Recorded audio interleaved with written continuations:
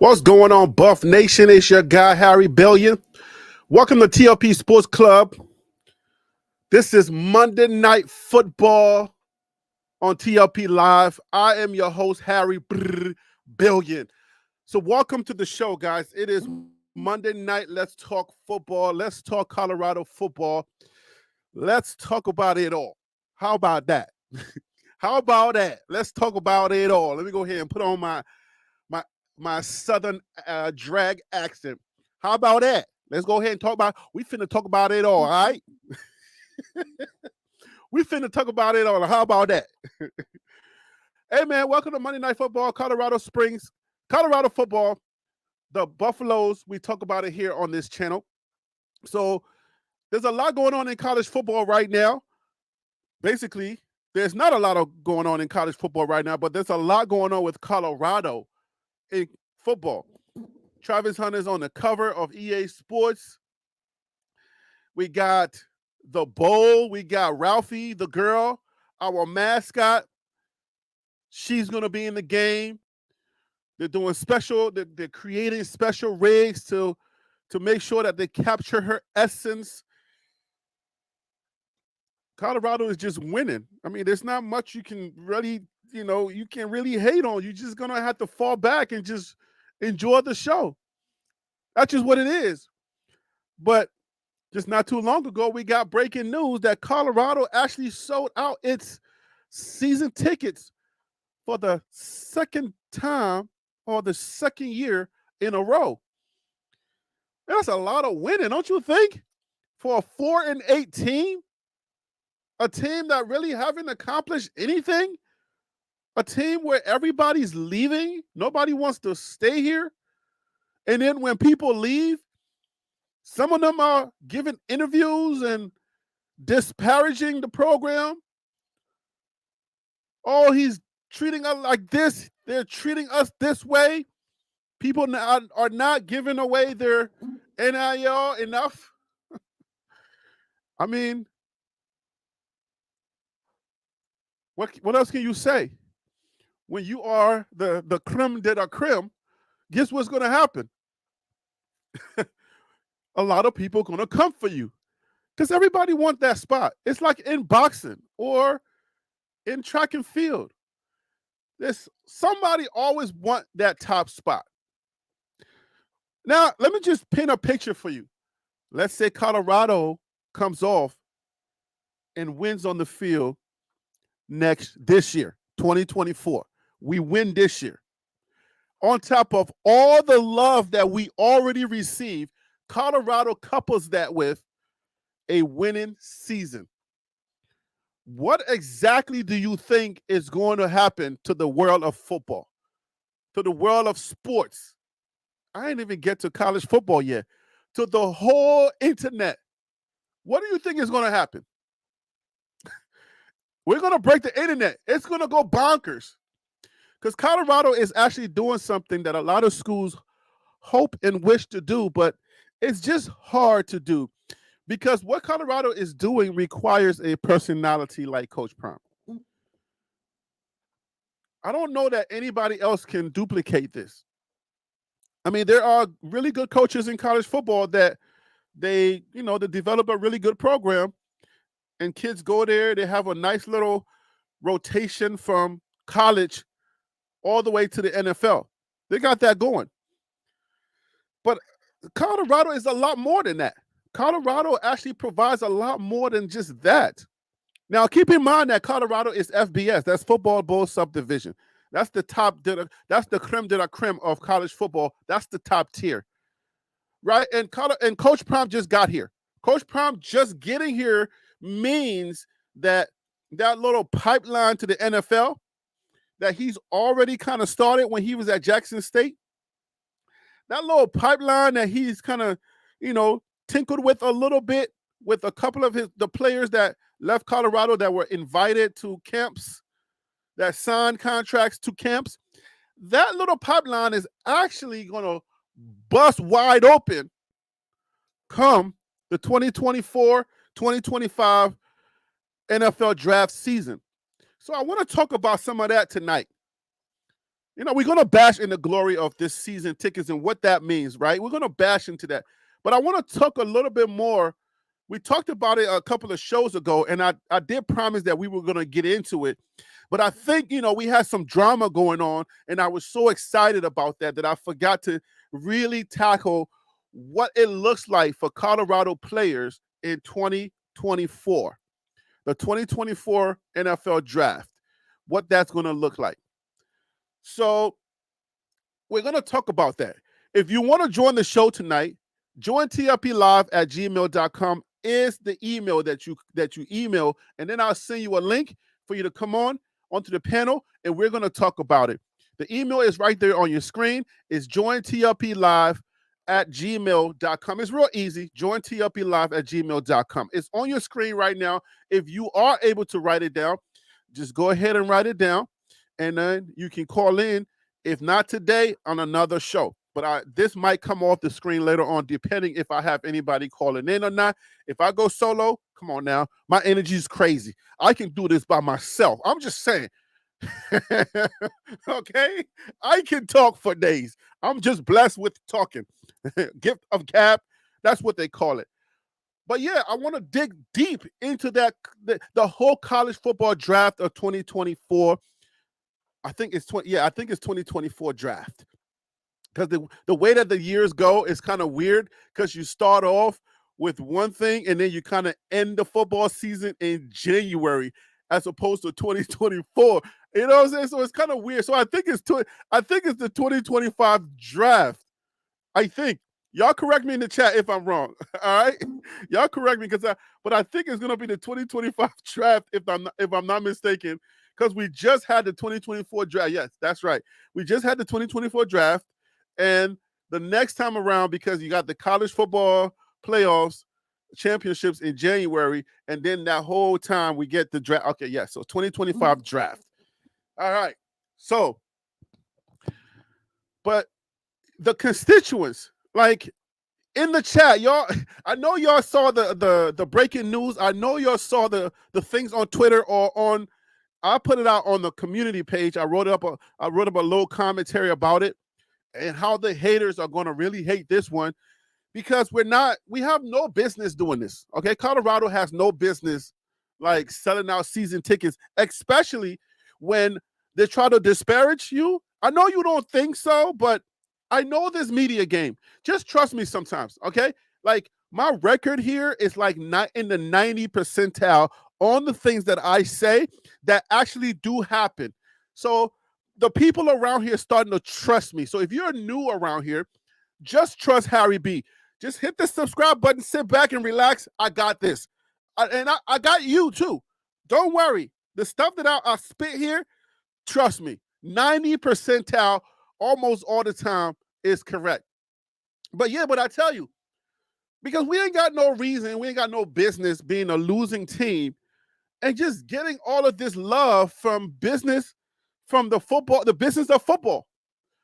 And I don't know if other teams and other schools understand the business of football, or I submit this to you. I don't know that the fan bases of other teams or other colleges understand the business of college football. We're going to talk about that too in depth. But Colorado is doing amazing things with Coach Prime at the helm. Coach Prime is trailblazing.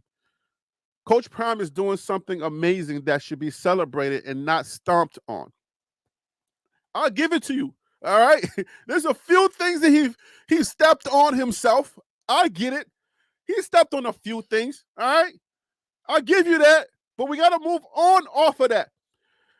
It's not like he just went jumping into the pool with no kind of like somebody didn't tug him. And he's a head coach. Should he just not jump into the pool? Yeah, but not everybody's the same. Some people handle things differently. Some people, they have emotions. They're human beings, and they're going to react a certain way. They're not controlled by some media handler. They're not controlled by some boosters. Some people have their own anonymity, and they're not controlled by anybody. So they have a little bit more range than others. When you're doing what Coach Prime does, They let you have your own Twitter account. They let you answer your own Twitter beefs. Okay? So I'll give you that. He did step on a few things. But if you just take that little thing, those little things away, I mean, come on, man. You can't help but to congratulate the guy on the things that he's doing at Colorado. I mean, I think he already paid for the price of admission. Like, for getting him, he's already handled business like twice over. They got him for cheap. $5 million is not even close to what this dude should be earning from Colorado. Like, let's redo this. Let's go ahead and redo this application, or let's do this contract over already, because it's crazy. 2 years in a row. 2 years in a row. College football has over 90 some days, I believe. It was 96 a couple of days ago. I believe college football has 90 some days before the season starts. And to put this into perspective, 90 something days prior to the season starting, Coach Prime has already sold out the season tickets. We're moving back into the Big 12. We were there 10 years ago. Now we're moving back to the Big 12 because the Pac-12 went defunct. And guess what?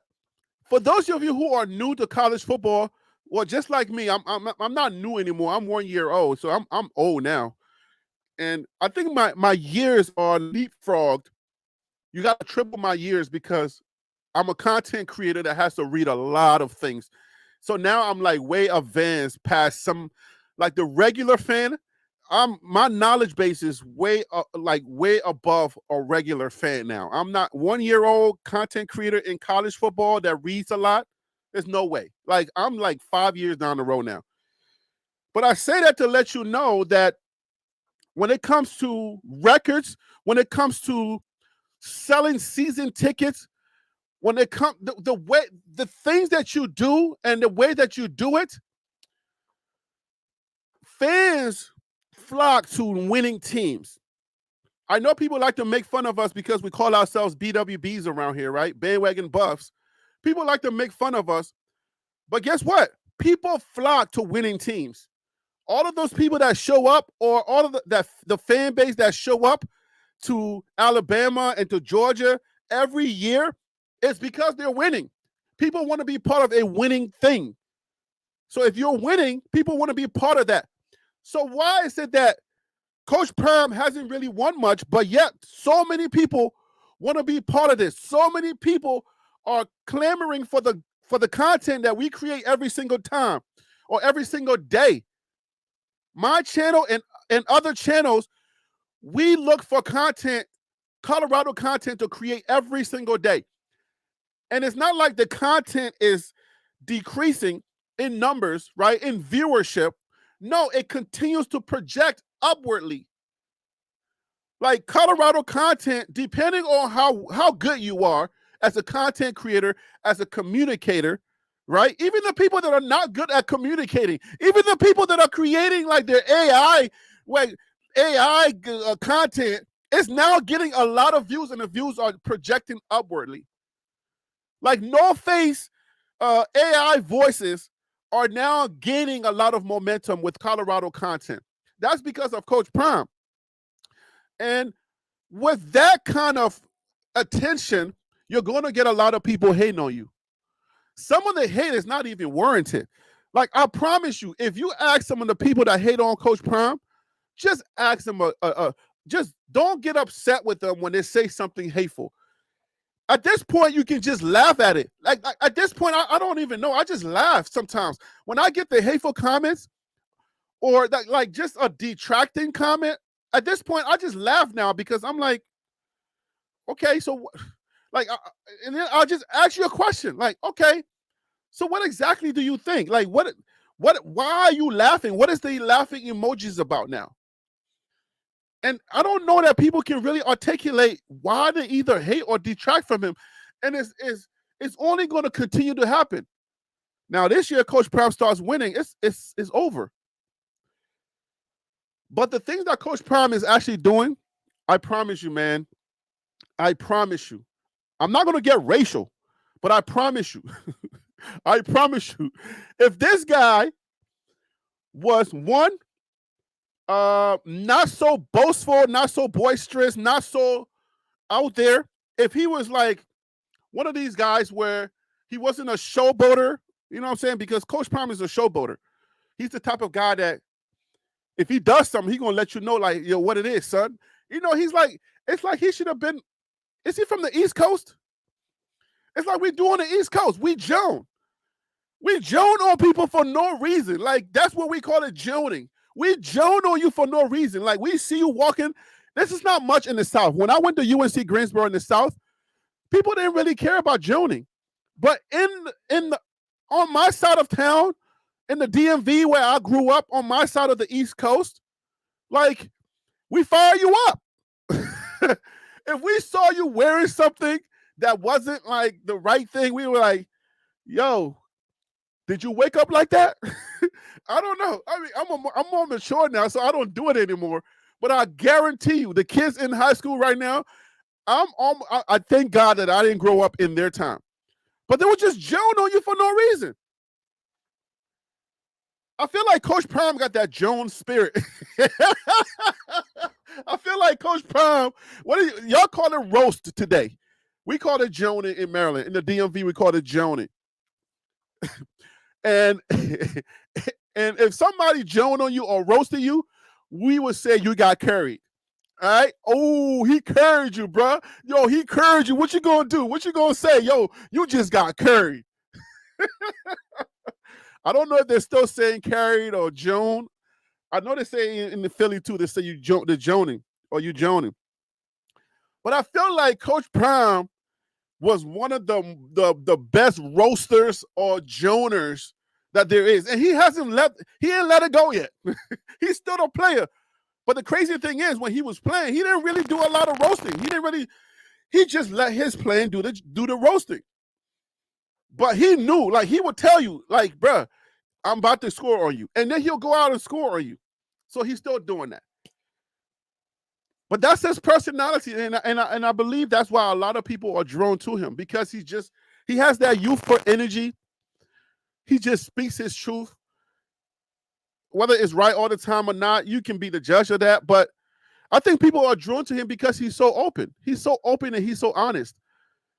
And the parts that you don't like, I guess you can kind of, deal with that. But the parts that you do like are so many that it overcomes the parts that you really don't like. You're like, yeah, I mean, I wish he could have said that a little differently, but damn, bro. Like, look what he does for young men. Look how he actually is the modern day Huxtable. However y'all looking at that, y'all can. I'm saying the Huxtable, not the real life guy. Okay, he's like the modern day Huxtable, where discipline is something that he pushes, where he holds people accountable for their behaviors. And I mean, like, you take all of the positives and you stack them against if you want to call it detractions or the negative or the little things that just irritate you a little bit about him. You're like, yeah, I mean, everybody got their thing, but damn, he does a lot. Like, if you can get over, because when I ask people, sometimes when I ask people, like, hey, what do you really hate about Coach Prime? The answer that I usually get, because I ask several people, the answer that I not necessarily hate Coach Prime. Why do you really like? What is it that you don't really like about him, right? Not that some people don't hate him, but there's something that just irritates them about Coach Prime, that the stuff that Coach Prime do just irritates them. And to me too, sometimes he would say certain things that because of my Christian, the way that it comes off, I'm like, oh, yeah, that's not the Christian way to do that. And when it disagrees with my Christian values, I'm like, yeah, my brother, Christian CB, my Christian brother, that's not how we're supposed to do that. You know what I'm saying? We got to draw back a little bit on that. That's how I hear certain things. But apart from that, when I ask other people, and I'm like, okay, so what is it really that I support the guy. What is it that you really, don't really like about him? They always tell me, like, oh, he's too boastful. He's not humble. And, they say all of those things. And I'm like, okay, is that all? It's kind of like, that's it. So it's like, all right, so if he's not humble, but you mean like he likes to joust and he still does that thing that players do. When your favorite player, your favorite rapper, your favorite people who are out there in public, when they do the same thing, you don't say that you hate them about that. You accept it from the rappers. You accept it from other people in other places. But when it comes to Prime, you're like, nah, no. He needs to be more humbled. And I'm like, oh, okay. So then why do you like this rapper saying I'm the best all the time? Well, that's what rappers do. Well, athletes do the same thing. Even though he's only 8 toes down and he's not an athlete anymore, now he's coaching. He just haven't left his athlete essence.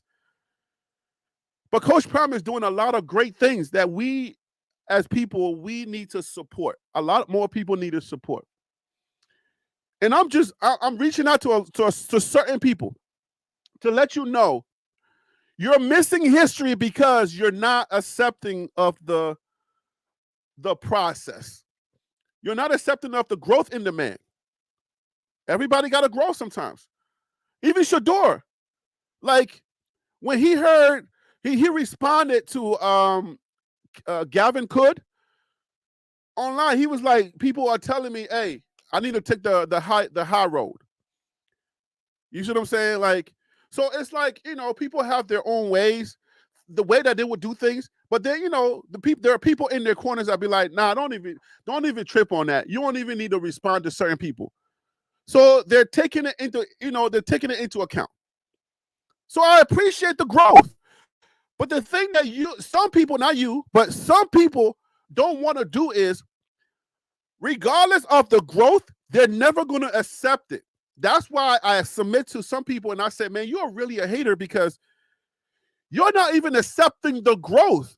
Whenever there's a correction or whenever there's a change, you're not willing to even accept that. And you can't, it's hard for you to celebrate and crack a smile for the guy. How can you live like that? Don't you get pimples? I start frowning and then my soft, smooth, black, dark chocolate black skin starts to break out. Just from frowning just for a second, because I smile so much, I think my smiles keep away the pimples. When I frown just a little bit, when somebody makes me angry and I have to frown, I start getting headaches, and then from that headaches, I get pimples. And I'm like, nah, I can't deal with this. Like, you can't tell that I'm 40-something years old, about to be 50 real soon. And it is because I got this smooth, pretty brown skin, and you know what I'm saying? It's dark chocolate. I hope I'm not enticing the young ladies out there today, okay?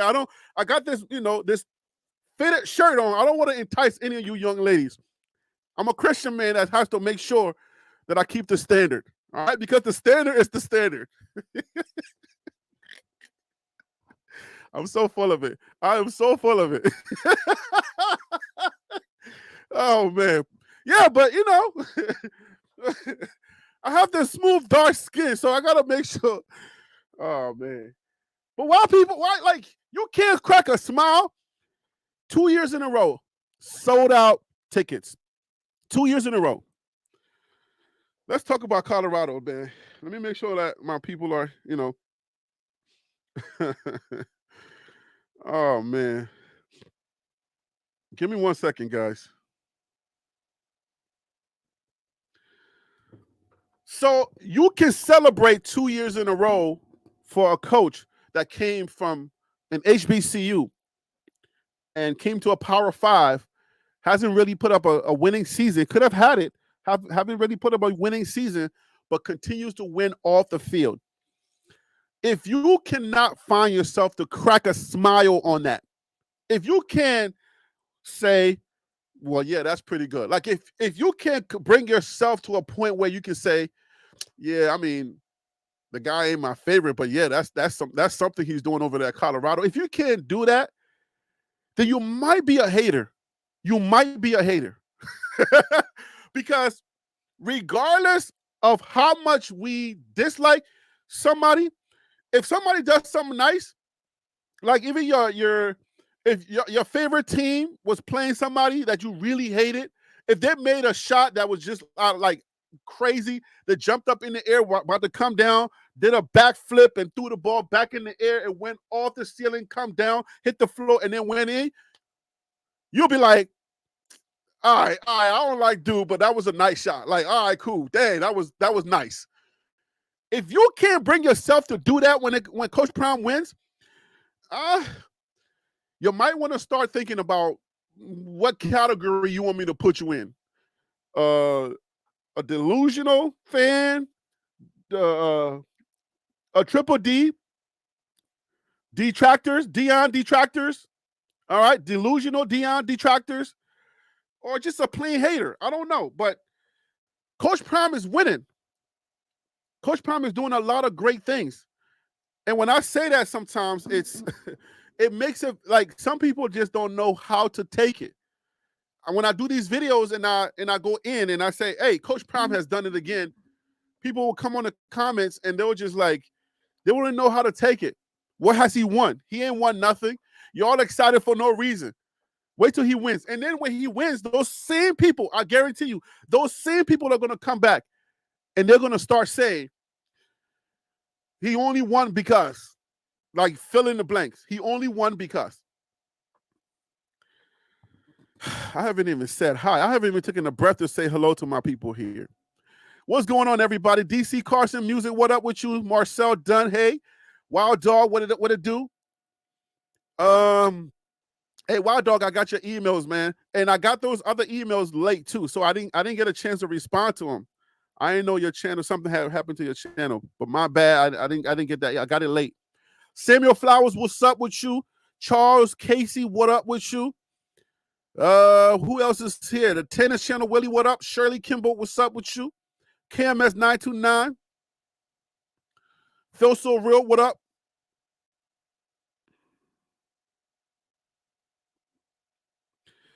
All right, who else is here? Who else is in the building? Get rich or die trying. 50 cents in the building. Tim Smith from Dallas, what's up with you? The man above. Oh, man, I hope he's watching me. Who else is here? Hey, Mike, what's up with you, man? All right. So what are y'all saying in the comments? So with what is going on in 2020, the 2025 draft is going to have a lot of Colorado players. And I'm not even sure if it's going to be fair because Colorado has some key players that are going to be in that 2025 draft. Samuel Flowers is right. He said, no doubt he's winning. But if you don't have a hater, you ain't popping. That's facts. That's true. And somebody says, if you're doing something and you don't have haters, make up your own haters. I don't know if that's a good thing, but just make up some haters in your head and then speak against them. That's just how you should do it. Oh, the man above is from Texas? That's the wrong address, isn't it?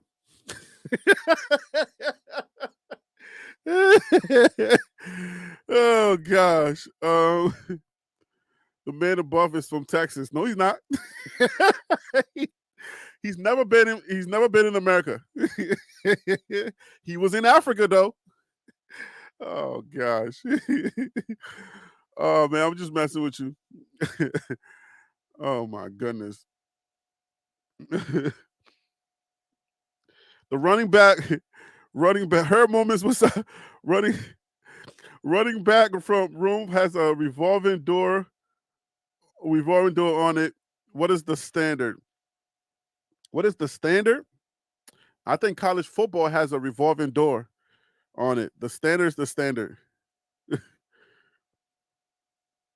DM for short, bro. Oh, DMA for short. All right, well, DMA is not from Texas. Oh, number 2 and his boys in town putting in that work. Saying that about what are you saying, Tim? Number 2 and his boys in town putting in that work. Say they're about to run it up.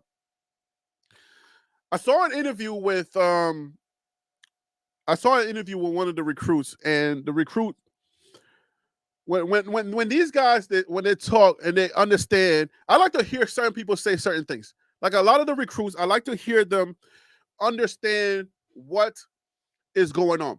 And I want, with that being said, I want to really say this in the beginning of this show, just in case any of the players are listening, just in case Coach Prime or anybody from Colorado is listening. I've been saying this recently, and I want to do this on every show, at least at closer to the top of every show.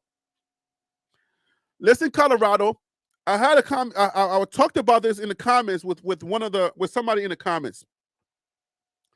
Dear Colorado, please go into the season with the mindset that the world is against you. This time around, the same way you had that in 2023, make sure you go into the season with the mindset that the world is against you. And play that way the entire season. Don't let up. If anybody starts saying good things about you, don't listen to them. They're still the enemy. They are still the enemy. I don't care what channel it is. Don't listen to the friendlies. Forget about the friendlies and play mad the entire season. I'm going to say this again because I think it's very important. I believe you guys are going to take the Big 12. Colorado Buffaloes, you will take the Big 12, okay? But in order for you to take the Big 12, you cannot let your foot off the gas. You got to put your foot on everybody's neck. You understand me? And keep your foot on everybody's neck and don't let up. Ever. Ever. Don't let up. Stay mad the entire season. I don't care if you go on Good Day Today, good college football today, any shows you go on, flashing your wrist, flashing these diamonds, and doing all of this, do all of that. But I need you to stay focused and keep your foot on everybody's neck. And I want you to give 100 to North Dakota State. Give them 100. 100 points. I don't know how many times college football teams have scored over 100 points, but I need y'all to give North Dakota State 100. Y'all got to make a statement. And if you let up, you will be doing yourself a disservice. If you crack a smile, you will be doing yourself stay angry. Like some of those New York girls when they're passing construction workers. The best thing to do when you're a girl in New York or in Maryland in the DMV, look angry and keep walking or pretend to be on the phone. I need you to do that. Look angry. If a dude looks in your way, don't even look at him. Keep looking angry. Walk straight forward and look angry like the girls in the DMV or in New York. You understand me? All right. This is important for you to take the Big 12 because what you did last year was despicable, was utterly despicable. We was up by 29 points and y'all started feeling yourselves like y'all was already there. Xavier Weaver, he was about to go into the touchdown end zone. He started walking. Shador went to the locker room and put his stuff on the for sale up. I need y'all to lock in and don't forget that the job ain't done until we win it all in the Big 12. Now, the Natty's a whole nother story, but I need y'all to stay focused. I don't want to see no shenanigans. Stay locked in and stay angry the entire season. Now, don't even cry. Get 10,000 pimples because you're angry and you're frowning the whole time. Like this. That mean ball face. That mean buffalo face. Like that. The whole time. Is this a mean buffalo face? If this ain't mean enough for you, make it meaner. I'm a nice guy, so it's hard for me to make a mean face. You see this face? That's the face I need you to make the whole entire season. Stop playing with me. I think I'm going to say that at the top of every show because I need Coach Prime and his boys to realize that.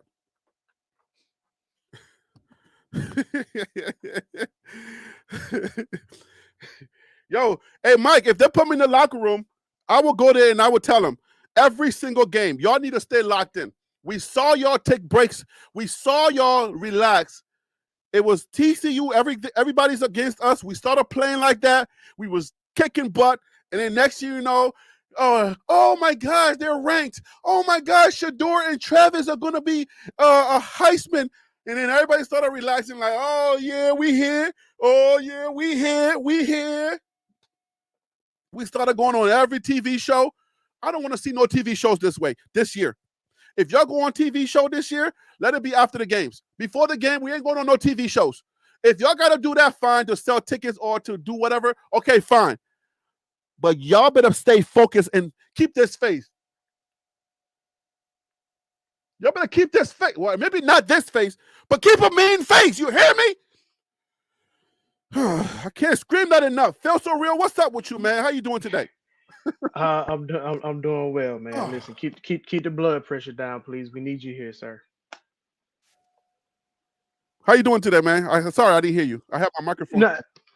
No, no. I said I'm doing good, man. I said I need you to calm down. I need you to keep that blood pressure down. We want you to stay around for a long time, so you know, try not to get out of pocket too much. Yeah, man. But yo, last season, man, the first 3 games we played like we were some guys on a mission, and then Yeah. at the end somewhere we started calming down. We started feeling ourselves like we were here, like, oh yeah, if we can beat TCU, then we can beat anybody. And the second that we relaxed, teams like Stanford that we were supposed to hands down beat, we Yeah. started walking around on the field. We started high-fiving each other. We were walking into the end zone instead of running all the way. Then at halftime, they came and beat us. I think, everything you're saying is real though. Like this year there needs to be a new sense of focus in completing the task. I think that needs to be the biggest focus is making sure every game they complete and finish every game. Yep. Specifically that Stanford game, and I think going back to that quote I said about uh, proximity to power, I think because of their close proximity to Dion or Prime, they feel like they have that through osmosis. But Mm. everybody can't have that. Everybody don't have that, so it takes time to build that. And I think what I'm saying, what happened last year is going to help these guys be focused, man. I really do think they're going to have a good season this year. I don't know what that looks like just yet, but I think we'll see a very different team than what we did last year for sure. Well, if it's gonna motivate them for us to talk junk about them, if it's gonna motivate y'all CU Buffs, then y'all gonna have a terrible season and stop playing with me. Get angry, get mad. Nah, but it gotta come from inside. It's like you ever see people at the gym working out and they're not listening to music. Those people are Uh-huh. self motivated. They don't have to go in there and get pumped up listening to rock music or listen to trap music or even listen to gospel music. You know what I'm saying? They can just go in there, no headphones, get the job done. And that's kind of what I need to see from CU this year. I don't need them to have to get motivated by the quote unquote haters. I don't need them to get motivated by the lovers. I need them to get out there and be motivated from within and get the job finished. That's what I'm looking for from them this year. That, But that's you definitely should do what you're doing though. But I want to see them be able to rely on themselves yeah, and man. everybody in the locker room. You got to see you Buffs. You got to keep the energy up all the way through. All if y'all start relaxing in 3 games, I'm telling you, I will buy a ticket and I'm gonna come to every stadium and I'm gonna talk the most trash and I'm gonna say some vile stuff that the Christian faith will allow me to say. As much as God will allow me to say, I will tell y'all some terrible fools and don't let go. Harry, I'm a pretty good trash talker. Like I don't like talking trash, so that ain't really how I get down. But when I go to some of the Atlanta United soccer games here, Uh-huh. yeah, it gets a little wild. It gets a little wild. So if you need me to come join you, I'll do it, and I'm more than willing to say some of the unchristian things that you're not willing to say. Trust me. It takes Hey, everything in me not to cuss on this channel. So trust thank me. you. DC, welcome to the show. I got Wild Dog in the green room waiting. How you doing, brother? Welcome, I'm welcome doing to the show. fantastic, fellas. How are y'all doing? Doing We're good, I'm doing great, good. man. I'm fired up and ready to go, man. I feel like I want to dedicate this whole show with us telling the boys bro, if y'all let up this year, we're gonna smack y'all ourselves. Like I will literally come to every game and just smack somebody, not on the butt like they do in sports, like in your face when you take your helmet off. I'm gonna smack you if y'all let up. So watch this. I'm gonna come right there with you. I'm gonna say that see you any team put like this. Any players listening, avoid this rat poison people trying to feed you. There you go. Don't listen to how great they think you are. Get out on that field and dominate. Get out on that field. There's a guy named Kevin Elko that says, "Be where your feet are." There And you at the go. bottom line is you're not gonna win because I got like most fans don't like the haters, but understand this as a player, when you start hearing how great you are, you stop getting as hungry as Harry is trying to tell you. So you got to sit there and have a mindset where I don't care if you're telling me good, I don't care if you having me bad, that you think I'm bad. It is that us against the world. I'm with you on that one, Harry. Don't listen to people giving you this rat poison. Thank you. Thank you. Like this year, we are no compliment buffs. 1000% no compliment buffs in the media around us. We don't want no compliments. Y'all good. No, we not. The game ain't done yet. We got a whole season to prepare for. The job ain't done. And if you want to be cordial and be nice to people, say thank you, but the job ain't done. That's the best way to handle that question. Or that's the best way to handle that compliment. Thank you, but the job ain't done. And you got to put that BUT word after that, before that. Thank you, but the job ain't done yet. And they're going to see that fire in your eyes. I want to see that this year. And let me bring on Wild Dog because I'm pumped up and I'm ready to go. Wild Dog, man, are you feeling my pain? Hey, I'm right with you, brother. I'm right with you, brother. You know what I'm saying? Man. Hey, that's the reason why I always like having those rivalry games in the beginning of the season, because that's what should get your blood flowing, right? Mm-hmm. That tenacity, the rivalries, the fans are on one. You're supposed to be on one, and that's what's supposed to carry you through the season with that tenacity, with that edge. You know what I'm saying? With that beast mode. You know what I'm saying? We got Nebraska and we got CSU early, right? We get on one with the fans and just keep that energy, keep that tenacity rolling. And that's exactly what it's supposed to be. That's exactly what it should be. You get in beast mode because of the rivalries, you stay in beast mode, right? Stay in it. Until somebody turns the light off because the bowl game is over. You know what I'm saying? You know? Yo, and the stadium lights get to turn off. Stay in beast mode until you're fishing on Lake Prime. You know what I'm saying? Thank you. Okay, and there's two lakes on Prime. There's Prime and then there's Time. So whether you're fishing on Time or whether you're fishing on Prime, you cannot accept compliments or just say, thank you, but the job ain't done yet unless we're fishing on Prime or Time. I can't say that enough. And I know they're watching, and I know y'all are watching, and I want you to feel this energy I got tonight. Boy, keep the main thing, baby. Don't get no distractions. When the football season is on. Do not feel yourself this year. Do not feel yourself.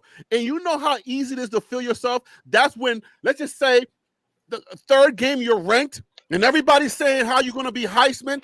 Shador's Heisman numbers are going up. We're not listening to none of that. That Heisman stuff, we don't care about that. We care about putting a winning season on the books this year, because recruiting is coming for 2025 unless you're giving up after this year. If we're not giving up, we got recruiting coming up. We got people to keep Jordan Seaton and other people that may be trying to be Kermit the Frog, okay? We don't know who's trying to be Kermit the Frog. If there's anybody in that locker room that's thinking about being Kermit the Frog and jumping into that transfer portal, we got to retain them. So we got retention and we got recruiting to do. Those are two things. Those are the two R's. Is that two R's? Retention and recruiting, right? Those are the two things that we are struggling with at CU. The number one is retention. Number two is recruiting. And we can get way better if we put up a winning season. And the only way we can do that, if you guys stay locked in, like, don't give up. Do not let anybody fool you with flowery words. Shador's the best quarterback in the nation right now. He is playing like he is going to be Tom Brady himself. I don't care. Nah, nah, nah, nah, nah, nah, nah, nah. Put your hands in your ear and don't listen to them. If you go to the interview and they're saying, and it's said before you, like, Shador, you're playing really great this year. Right now, we're game 3 in, and you are on fire, man. You're going to be like Tom Brady. Well, thank you, but the job's not done. That's the only answer I want to hear. Thank you, but the job's not done. We still got work to do. Listen, Go ahead, Phil. I think we're gonna know a lot about this team in the first two games. Just because obviously going against North Dakota State, you got a lot of the pundits giving them a lot of credit and saying, hey, they played top tier teams really tough before. So not a lot of people are giving Colorado credit. Right now, the money line that I'm looking at is 8.5. So it went up over the past couple of weeks because it was at 7 at one point. So, they're not getting a lot of respect from Vegas. And then obviously that Nebraska game, I think the Colorado will be an underdog going into Nebraska, mainly because Nebraska is playing at home, and they usually give the home team about 7 points in college football anyway. So you're gonna have one where you should be a overwhelming favorite in North Dakota State, but they only think you're gonna win by a touchdown. And then in the game that should be a fairly even match, in my opinion, they're gonna give the nod to Nebraska because they're at home. So they're gonna have a lot to prove those So first two games. so check this out, Phil. Something I look at, and I agree with that. I agree they got to come in and be on it. Harry, you like this calmer, nicer tone? By the way, before I continue to cook, do you like No, it? I want you to just cook. I don't care about no common night. Right now, we're going wild. I'm We're messing going with you. all the way in. Get All right. loud and be All proud. right. Come on now. So check this out. One thing Hey, I'm gonna DC, say. One thing I'm gonna say to you. Yes. DC, I got a question. What's I got up? a question for you. Go Have ahead. you ever been on a field exercise and sent somebody back? Oh yeah. So this year, I'm expecting a player leader to say to a teammate, "Get off the dang field." Yes, That's please. a mentality. That's what Harry B's going with this. That's where I'm going. Get Man, off the field. When son. you state You're it not up, doing your when job. you keep missing your assignments, and you're not on it, you're not right, you're not flowing with what's going. Get out the field, dog. Hey. Let me see you do that. Hey, Wild Dog, do the hand signal with me. Let's send him off the field. Get him off the field. Get off the field. You're not doing your job, and we got a job to do this year.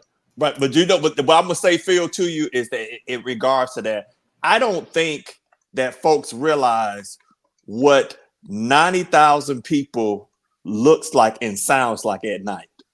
You do. I don't know if you know. I mean, I know that Folsom has 50,000, and I think a couple of them you played in that may have had a little more. But 90,000 people screaming right there down on top of you at night. You have to understand if you make a mistake, the momentum, the crowd will get in there. You have to shut that crowd up early. Yep. And you have to play mistake football, because if you've ever been, like, for example, go like Phil, you can imagine what the environment is like back in the day, or watching like Bama and Florida play at night. Yeah. Man, dude. And this is what CU is going into, is point where you got people all down there on the field. So I think they can win? Absolutely. I think they have the potential to win. They just gonna have to go in, and I think they'll do fine. I do believe that you take the first 3 games. I'm gonna go a little further, Harry. I'm gonna say you take the first 4 games to set this tone, because that fourth game, when you're going in there, what is that? Baylor? Yeah. Right. You can't sleep on these teams. So that's why I'm saying take those four games and just flat out just do not. Well, all of them you don't let off the gas, but definitely the first 4. I mean, you're just grinding it out. Hey, and DC, to that point about being up there in Lincoln, at Memorial Stadium. Listen, 90,000 people is nuts. I think the most people I've been in front of was 70,000, and I can't even imagine what 20,000 more people is gonna be like. But I think it's gonna help Nebraska, obviously, because they're at home, and then you got a true freshman quarterback that's gonna be starting, so they're gonna baby him through most of the game. They're not gonna let him take too many risks. And so Shador is going to be the one that's going to have to go out there and really win the game for his team. Because I think Raiola, they're just going to let him dink and dunk here and there, a few good, few dump off passes, maybe try to do something deep off of play action here and there, but nothing too crazy. Shador's going to have to go out there and quiet the crowd early. If they get the ball, because Dion like to start off with the ball to start the game. So if they get the ball on that opening drive and they go 75 yards in 3 minutes, or they have one big play, that crowd is going to slowly but surely get quieter and quieter. So like to Harry's point, stay on their neck. That's the only way they're gonna be able to get through this game. They got to stay on their neck. No. This year is about dominating in your position. Like Coach Palm said it last year, he kept saying, dominate your position, dominate the things, the little things. And then overall, the game is going to look like we're dominating, even if the score is close. If you dominate in your area, let's talk to these players tonight, man, because I'm feeling some kind of way, man. I'm just feeling like, hey, man, y'all got the NIL money. Y'all got the things in your locker room. Whatever you're dealing with, man, put that aside. It's too many. It's too much on the line for this. There's so many people that are just out here cheering for you. Forget about the few haters that we talk about every now and then, but daggone it, the world is just cheering for you. Everybody, even the haters want you to win. Come on, guys. This year is y'all year. This is the year that you say, if y'all want it, come get it. Because we're bringing it to the house. Shoulder to shoulder, baby. Like, we got to start taking this stuff personal. Forget about the little coin terms. It's personal. Nah, let it be personal for you guys. Take doing your little part personal. Be in the right gap. If you're supposed to be in the A gap, put your freaking head in the A gap and not in the B or C gap. Like, come on. Go watch film and get off the phone with your girl or your whoever. Do your job. Please, do what man. you're supposed to do. Do what your you're job. supposed to do the way you're supposed to be doing it with the right intensity. The principle is 1 foot on the neck and 1 foot on the gas, baby. That's it. It's simple. It's not complicated. Has the talent for that. 1 foot on the gas and 1 foot on the neck and drag them. Drag them the whole time. Don't let up. It's college football. Ain't no this or that. Ain't no understanding. It's college football. You know what I mean? I want to see who are going to be those leaders that step up. Who are some of those transfers that are going to step up, and who are some of the guys that were on the team last year that might get a little bit more playing time than what they did last year. I want to see who's going to be the leader on the defensive side of the ball. Obviously, Shiloh, head game CEO, you know what I'm saying? He's going to be coming downhill. We've all heard the rumors about the shoulder. Hopefully that's not true. But we know the back end of the defense, who that leader is going to be. Who's going to be the leader on the defensive line? Who's going to be that linebacker that's going to get everybody in the right position? Who's going to be the leader on the offensive line and say, let's stay out here for about 10 more minutes and make sure we got this pass protection right when they running these stunts. You know what I'm saying? Who's going to be that person, that the wide receiver that's going to say, man, we got to run these routes more crisp. If Shador wants us to cut it off at 10 yards, then we need to cut it off at 10, not 9.5, not 11.5. So that's what I'm looking for. I want to see who's going to be leader. And when I say leader, I don't mean the person that find Bucky and talk to him on camera at practice. Anybody can do that. I'm talking about the stuff that we're not going to see until it's made manifest on Saturdays and on Thursday nights. Well, the thing you are talking about, Phil, that when you're looking at like getting into that second game, like one of the critical things, because let's just go ahead and deal with this right now. Colorado has the talent to win. So let's just go ahead and acknowledge that so we won't have to deal with that conversation from my perspective for the rest of the evening. The thing is that they're going to have environments, for example, Nebraska, where you got to be able to communicate. And Wild Dog will sit there and tell you, being able to not hear, and let's say you're on the 10 and they're at the back, all of that communication stuff.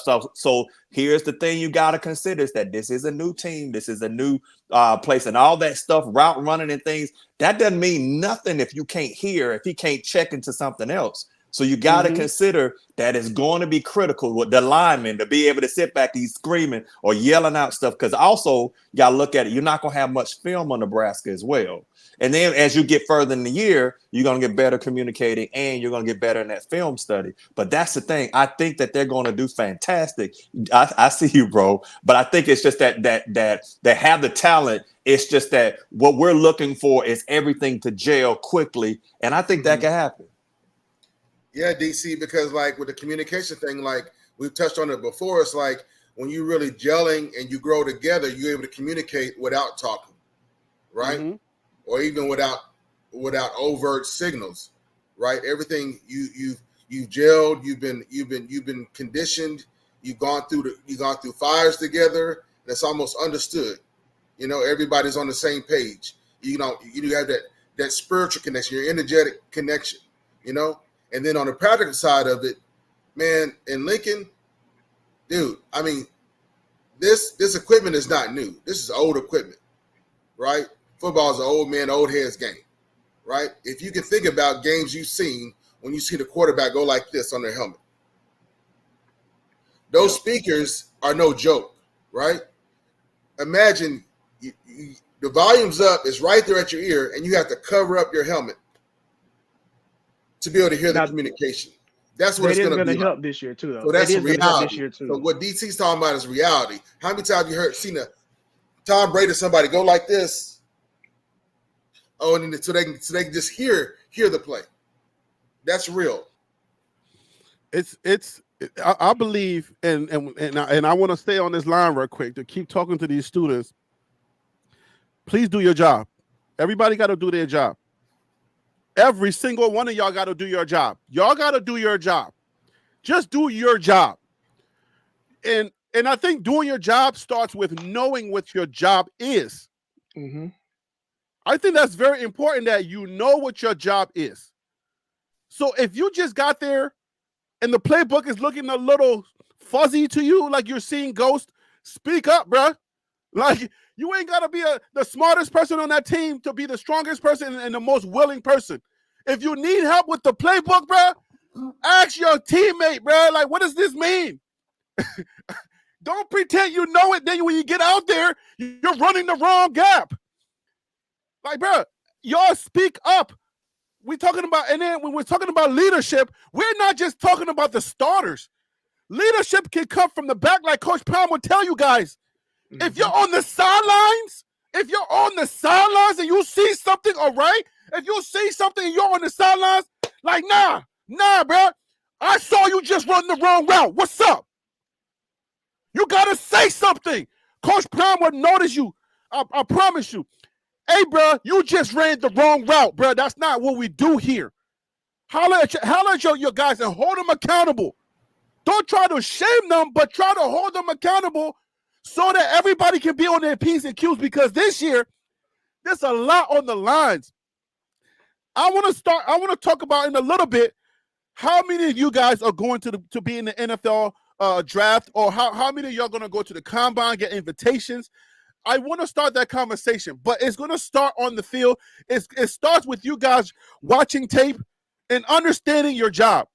You can't do your job if you don't know what the job is. If I ask my son to go cut the grass or to use the trimmer to make sure, you know what I'm saying, the edges are nice and clean, if he doesn't know how to do that, I can't scream at him and say, go do your job.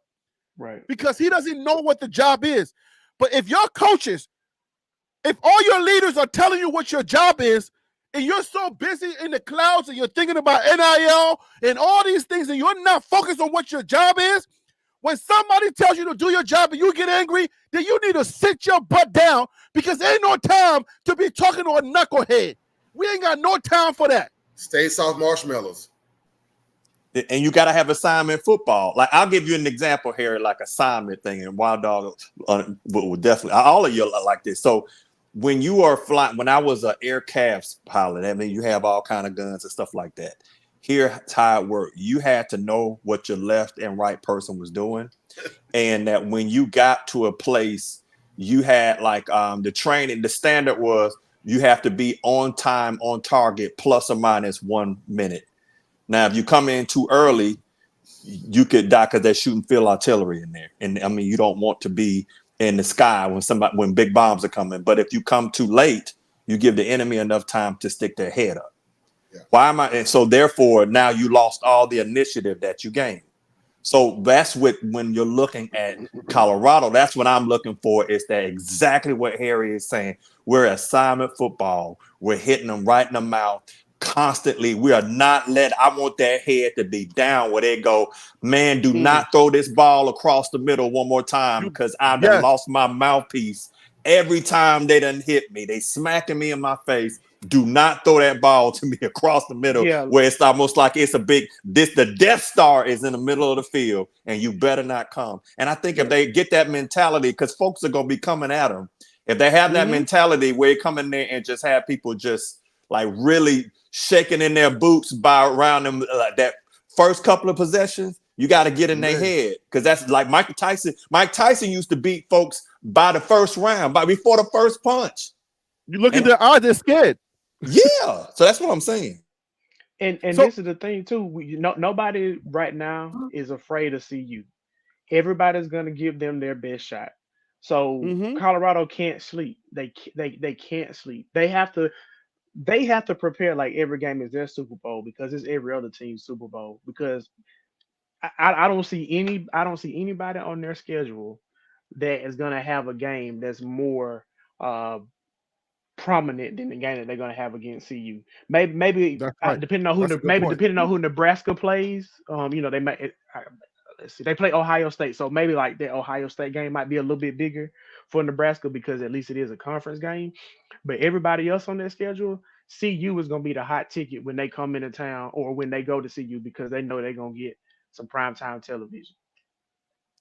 And that's what they got to do. They got to make sure that they don't let up. At the end of the day, man, you're looking at teams that are looking at you, and they're not even seeing the late 1980s, the early 1990s. They're not seeing those guys anymore. They're just seeing a bunch of media darlings.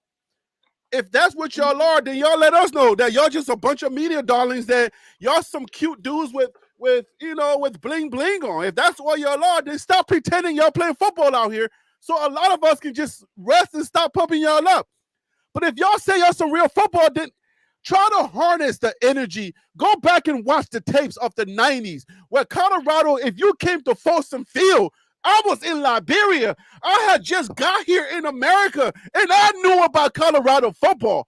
Like, I just got here. I was like, well, who's Colorado? When I used to play the old Madden, the 19-something version, Colorado was smash mouth. You people used to be afraid of y'all.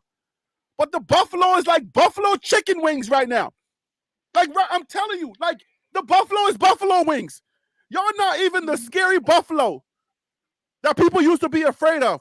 So why don't y'all take that personal, go back and go watch some old tapes of the Buffalo games when they used to take everybody and smack them in their mouth and say, I dare you to throw the ball my way one more time, or better yet, I dare you to run in my gap one more time.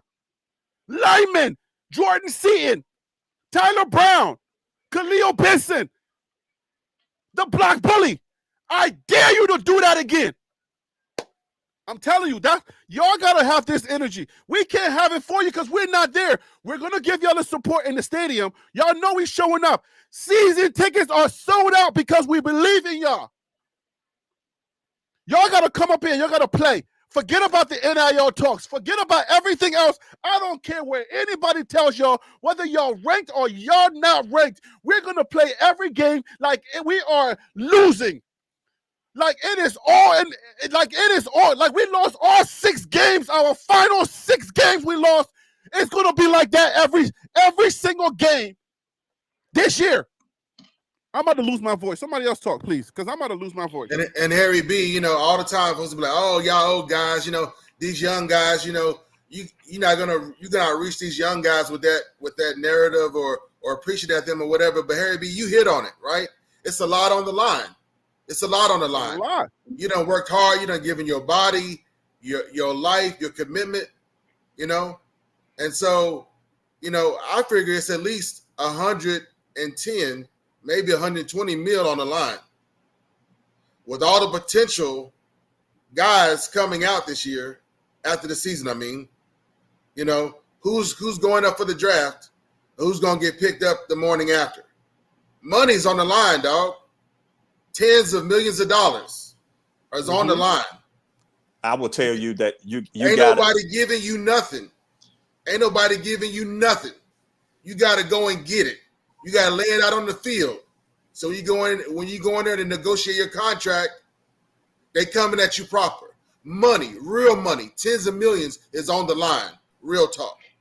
Well, that's the reality is that Colorado, I think, has a lot of talent. And again, y'all, I'm not sitting up here just saying stuff to make you feel good. I do think they have a lot of talent. The thing I am going to say is, I mean, because Harry's touching on it, is that all the talk, and I know a lot of people were saying we're going 12-0 and stuff like that, is that when you begin to talk, you better not lose. I mean, at the end of the day, it's because this game is L's and W's. But the thing I would say is, I mean, Harry is talking a phenomenal tone of nobody, and even Wild Dog, nobody is going in field. Nobody is going to be scared of you. You've got great talent, but no one is going to be scared. They're going to come in. They're going to try to punch you in their mouth. They probably going to taunt the living crap out of you. And the bottom line that I agree with Harry is that all the stuff going on now, that's fine. Once the end of July, August, all that noise is killed. It's business time. It is going in. We're dominating. We're doing what we got to do. And I'm curious to see. And I agree with you on Harry on that other one, is that I ain't even so much focused. I think CU pound for pound, the first starting 11 on each side of the ball can match with anybody, just about anybody. I think there are some teams they can't match with. I mean, you got to be careful. For example, I'm not saying Colorado will lose, but look at the matchup. Colorado's average size of their line, defensive line, is 270, 280, while Nebraska's average line size is 315. That is stuff that you got to consider. That does matter, yeah. It's not saying that Colorado can't win at all. It's just to a point of when you start saying, I want my team to win, which that's cool. You got to start looking at some things that, hey, there's some matchup problems. But my thing is not so much the starters. It's that depth, making sure instead of you sitting over there picking up grass out the field while Shador is throwing, that your backup QB is paying attention and that your backups are sitting there focused. So if they got to get in the game at any time, they can come in and there will be very little drop off for a moment, and then those players get up to speed. Hey, but DC, now you remember Deion was talking about, you getting a couple of plays and that's it, talking about the defensive line. So it seems like at the very least, he's confident in the defensive line if he's gonna have, I would assume, a 7 or 8 man rotation. So that's good. So that's a good thing to keep those guys fresh. I do think after a certain point in the season, he'll probably have his main guys that he'll want to stick with. But I think that's a good thing that he's already of the mindset that we're going to give these guys a chance to go out there and compete and to be successful. So I'm interested in seeing what happens when it comes to that. Now, to your point about the size difference and knowing that could be a weakness, so to speak, I think that's something every team has to deal with. We just need to see now if the NFL experience that everybody wants to gloat about, you know what I'm saying? Like, now does that come in handy when you have guys with that professional experience? Can they find ways to overcome some of those shortcomings, pun and no pun intended, when it comes to the size difference on the defensive line? So, see, you got that work cut out for them this year, but I'm excited though. I really am. I'm ready for the football season to get started. Yeah, and DC, you right on point with that, and then I honestly believe they realize it, right? Because the trenches just take time, right? They just simply do, right? Even when you got the right prospects to get them built up, it just takes time. So I think that's another reason you kind of hitting on it. What I was thinking before, I'm like, what's up with all these edges? And I'm thinking, oh, we got to compensate with speed for what we don't have in brute force. Does that make sense to you? Perfect sense. Yeah. So we got to. Hold on. Let's correct the stats. Chairman A says, thank you for the super chat. I appreciate you. That's the wrong stat. I think it says state, but I think that's the wrong stat. Our average line, O linemen are 6'5", 325 this year. Look it up. I was talking about the defensive line. Defensive line, not the offensive line. Okay. So we're gonna get the information. I don't know if Phil, you can check that real quick. You can check that in real time and let us know while the show is going on. If you got time, that'll be cool. If anybody can give us that stat, but yeah, I don't know that we should worry about that just yet because everybody's not there yet.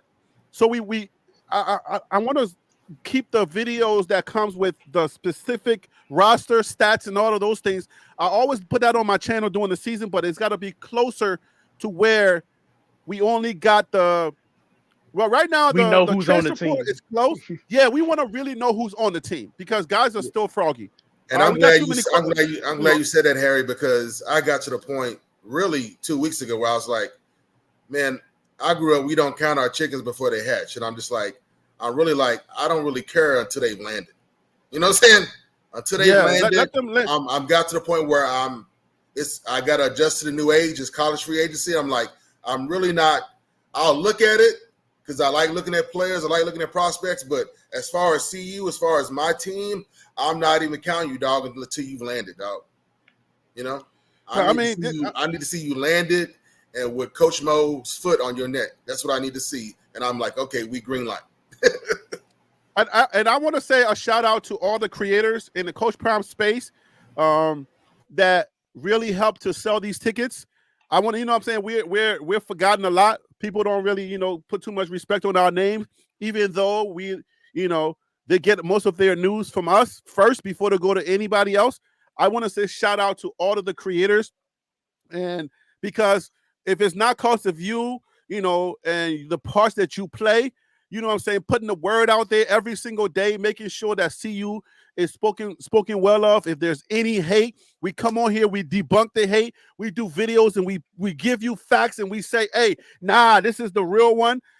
To all of y'all out there from TLP Sports Club, whether you like me or you don't like me or not, y'all are doing a great job. Congratulations to everybody that's out there that's doing CU content and making sure that we're upholding the standard of the buff and making sure that this message goes out every single day. We're helping to sell these tickets, and that's why you have Colorado football 2024 season tickets sold out. So congratulations to y'all. Congratulations to Coach Prime and his team doing the work, man. They are working their butts off. And I want to say congratulations to the whole Buff Nation from the top all the way to the bottom, from the top with Rick George and his crew, to Coach Prime, to the deans and everybody, to all of the players that are making sure they're putting the word out there, to Travis Hunter, who is our man of the hour, being on the cover of Sports Illustrated, of EA Sports, the EA Sports NCAA video game of 25. You know what I'm saying? You are a great representation of the team of Colorado. To everybody that's doing their job to make sure that Colorado is out there and making sure that these tickets are sold, we say congratulations. I had to put that out there. And Harry, I got those numbers for you. I got those numbers for you real quick. All right, let's go. So the average weight of the defensive ends now, I'm gonna be clear, there are only 4 that are listed on the roster right now. So again, we're taking this with a grain of salt, but since the stat was put out there, we're gonna do an average of 4 dudes. But I'm saying since the stat was put out there, I like to make sure we call it the right way, especially if we got numbers out there. We can't dispute numbers, right? So there are 4 defensive ends. Their average weight is 250. Okay. And as far as defensive line D tackles, there are 6, and their average weight is 284. Just based off of what's on the roster right now. So I just want to right. That's why I said let's wait.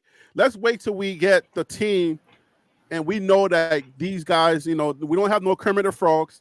And once we settle the dust and everything, then we will have shows where we go over the numbers and we do a real, like, who's going to be who's going to be here.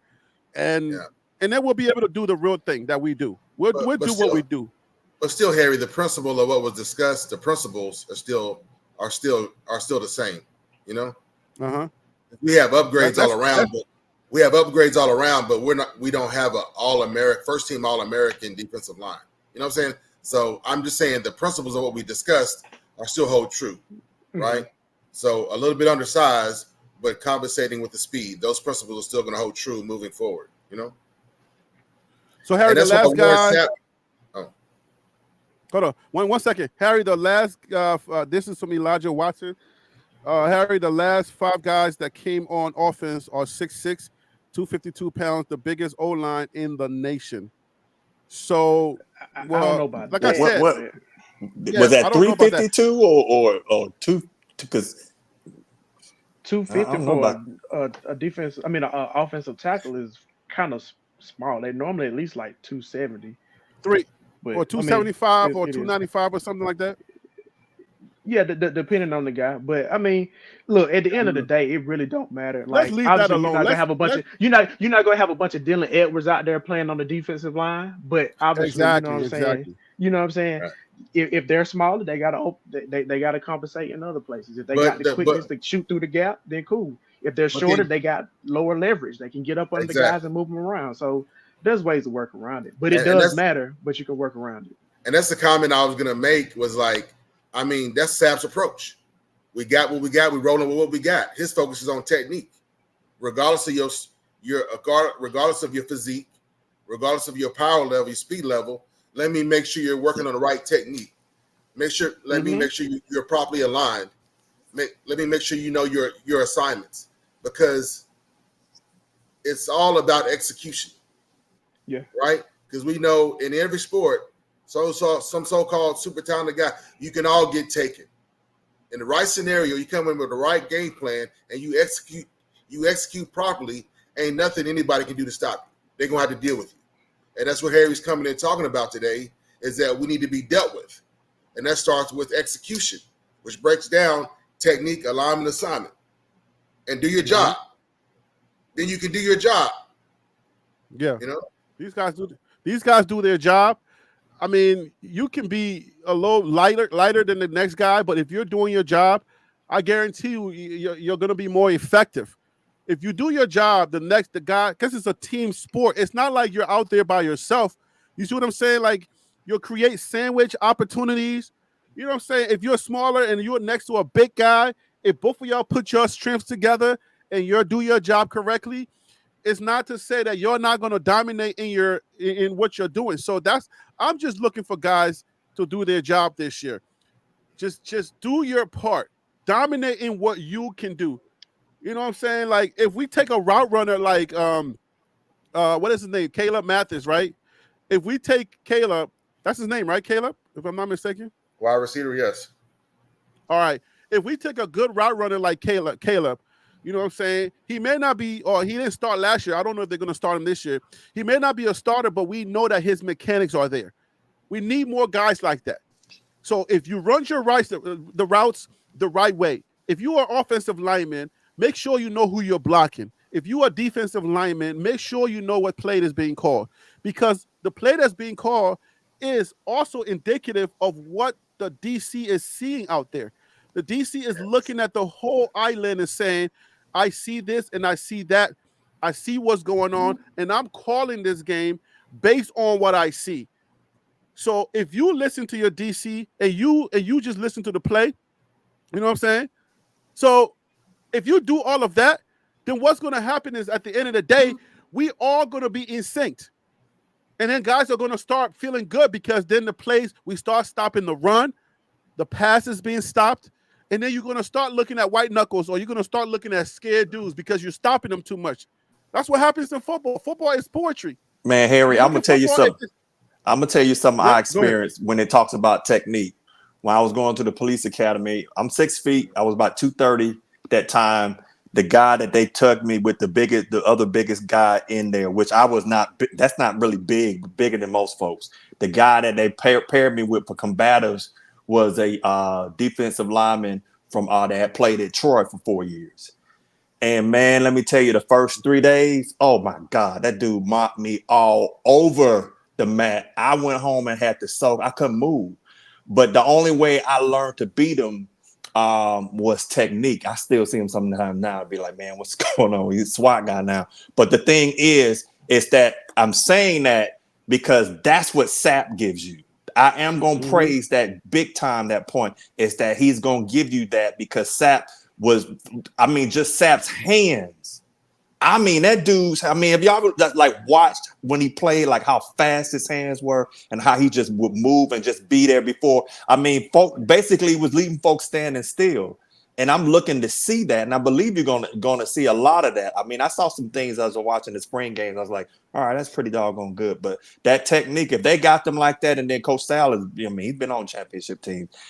Man, I will say that's probably an area where I mentioned the weight, but I am gonna sit here and say if they do the technique, uh, they may hurt some folks. What the technique is what really helps you to stay on top of your game. The technique helps you. Even if a guy beats you, if you stay consistent doing your job. I mean, right now we're watching the NBA finals, right? The NBA playoffs. I mean, you see that the teams that are more consistent with just sticking to it. They're not up, they're not down. If they're getting beat, guess what's happening?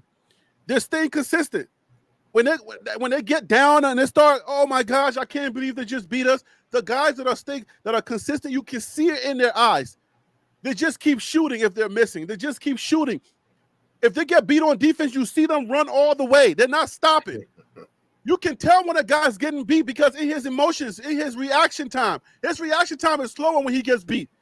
But you see the championship caliber teams where they're not stopping if they get beat. They just keep coming at you. That's what I want to see this year. I want to see that this year, man.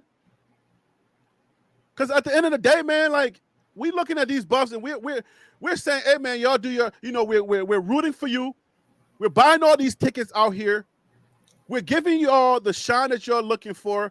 Bucky's doing his thing. Coach Prime is doing his thing to make sure y'all get the shine that y'all need. And we're out here making videos. So y'all taking all of this good energy that we're giving y'all. Forget about the other energy. Take this and be like, this is a gift. Because there's so many students out there that don't have this. There's so many other schools that are even more winnier than y'all that don't even have this energy. Y'all got this as a gift. So this is the time where y'all need to understand, let's not waste the gift that was given to us. Let's not waste this. Let's reward the giver of the gift. Let's do our best. I'll give you a story about my Knicks. We lose all the time. New York teams have been losing for a very long time. But there's one thing about New York and that Garden. Boy, when you come to the Garden, you would think that we've been winning the daggone championship for years. Like the Garden is always electric. And then when we just lost the final in the semifinals, we were giving our players standing ovations because at least they gave it everything that they got. We lost players to mad injuries. All right. We had so many injuries, but guess what? At the end of the day, when it came down to it, those players never gave up playing. And at the end of the day, that's what we want to be proud of y'all. We don't want to be sitting out here like, y'all didn't give it your all. If you give your all and you still lose, man, we're going to be proud of you. But one thing we don't want to see is on the sideline, you're cussing out the coaches. They're telling you you're missing assignments and you're saying you're not my daddy. You know what I'm saying? They're telling you to go watch film. You're spending more time on the phone with your significant others. You're doing other things you're not supposed to be doing. When you know you could do a little bit more workout to make sure that your body is in tip-top shape so that you don't bend your ankles. Because let's be frank, football is the way that your bodies are contorted and all of that, you can get hurt in any given moment in football. But another reason why you get hurt for the most part is because you're not in shape, because that muscle was not developed the right way. You didn't spend enough time developing that specific muscle. And you eat wrong. And you eating wrong. So as soon as somebody puts a little bit of pressure on that muscle group, you get a tear. And then next you know you got a tear and you can't play no more. And it's like, you know that. But Rick George and Coach Prime is making sure you got everything you need when it comes to conditioning, strength and conditioning, and nutrition. And as far as any help you might need with your education, everything is laid out for you as best they possibly can and continue to prove it every year for you to have nothing to worry about but focus in on your business. This is a game of inches. It's a game of inches. So you have to execute. You got to be focused. You have to execute, and you have to be consistent. It's a game of inches.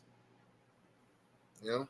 And that's what you got to do. You got to be consistent. If you're consistent and you know what type of energy you're putting into it. Only you know that. I didn't plan a show tonight to come and talk to you guys directly, but I'm doing that because I just feel like maybe it's something I'm feeling in the spirit. Maybe it is. I don't know. Because I just feel like, you guys got to lock in this year. What I saw last year was a bunch of guys that were really playing, that were playing really hard. Y'all came out, y'all had that energy. Everybody were against y'all. Then next you know, y'all lost that energy. Y'all started relaxing. And I want to keep my foot on your neck this year. I'm keeping my foot on your neck. If y'all want pleasantries, if y'all want everybody to speak fond of y'all and say good things about y'all and not say anything negative about y'all, put in the daggone work, man. We're not out here to just be like, oh my God, you above guys are great. Like every video, y'all are great. I'm But gonna are tell you you. really?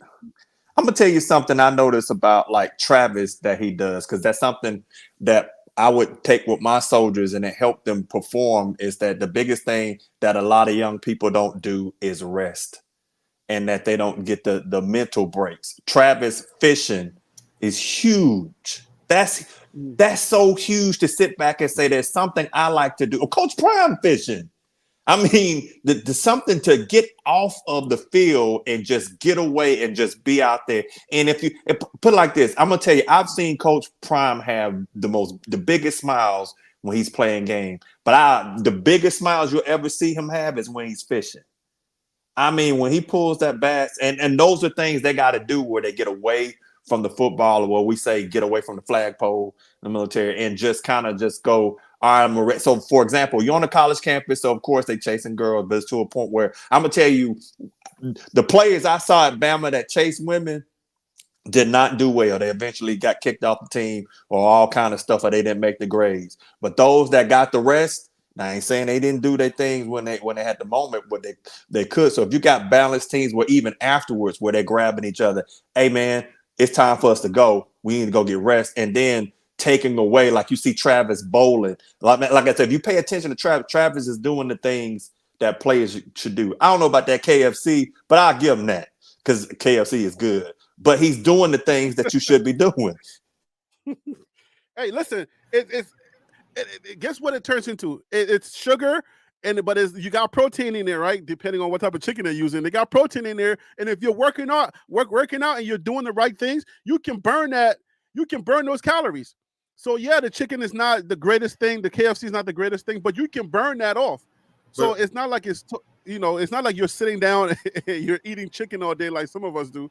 but it's real talk, Harry, because man, with these young men, a lot of times it's like, man, it's just like sometimes it seems like the first chance they get, they want to stay up all night and eating and drinking, or basically putting things in their body that they absolutely should not be putting in their body, like ever. You know what I mean?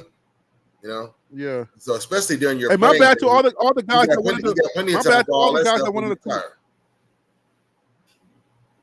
My bad to all the guys that wanted to come in. My email's a little backed up, and I didn't get the email till like late. So I just sent out the link. So if you call into the show, guys, I just sent out the link. Just click on the link and you can come on, and I'll see you in the green room. So let's bring on See You Above Dynasty. What up with you, man? How you doing today? Yeah, what's up, man? How you doing? What's up, guys? What's up, my dude? What's going on? Man, just shit. Greetings, talking brother. to Greetings. these players today.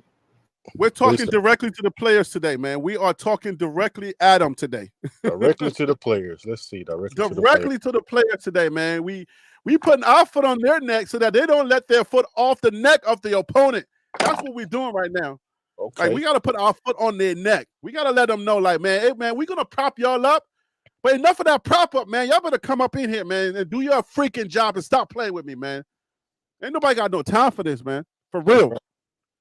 So, I guess if we talking directly to the players, if any of them are listening, and if I could say anything to them, I would tell them,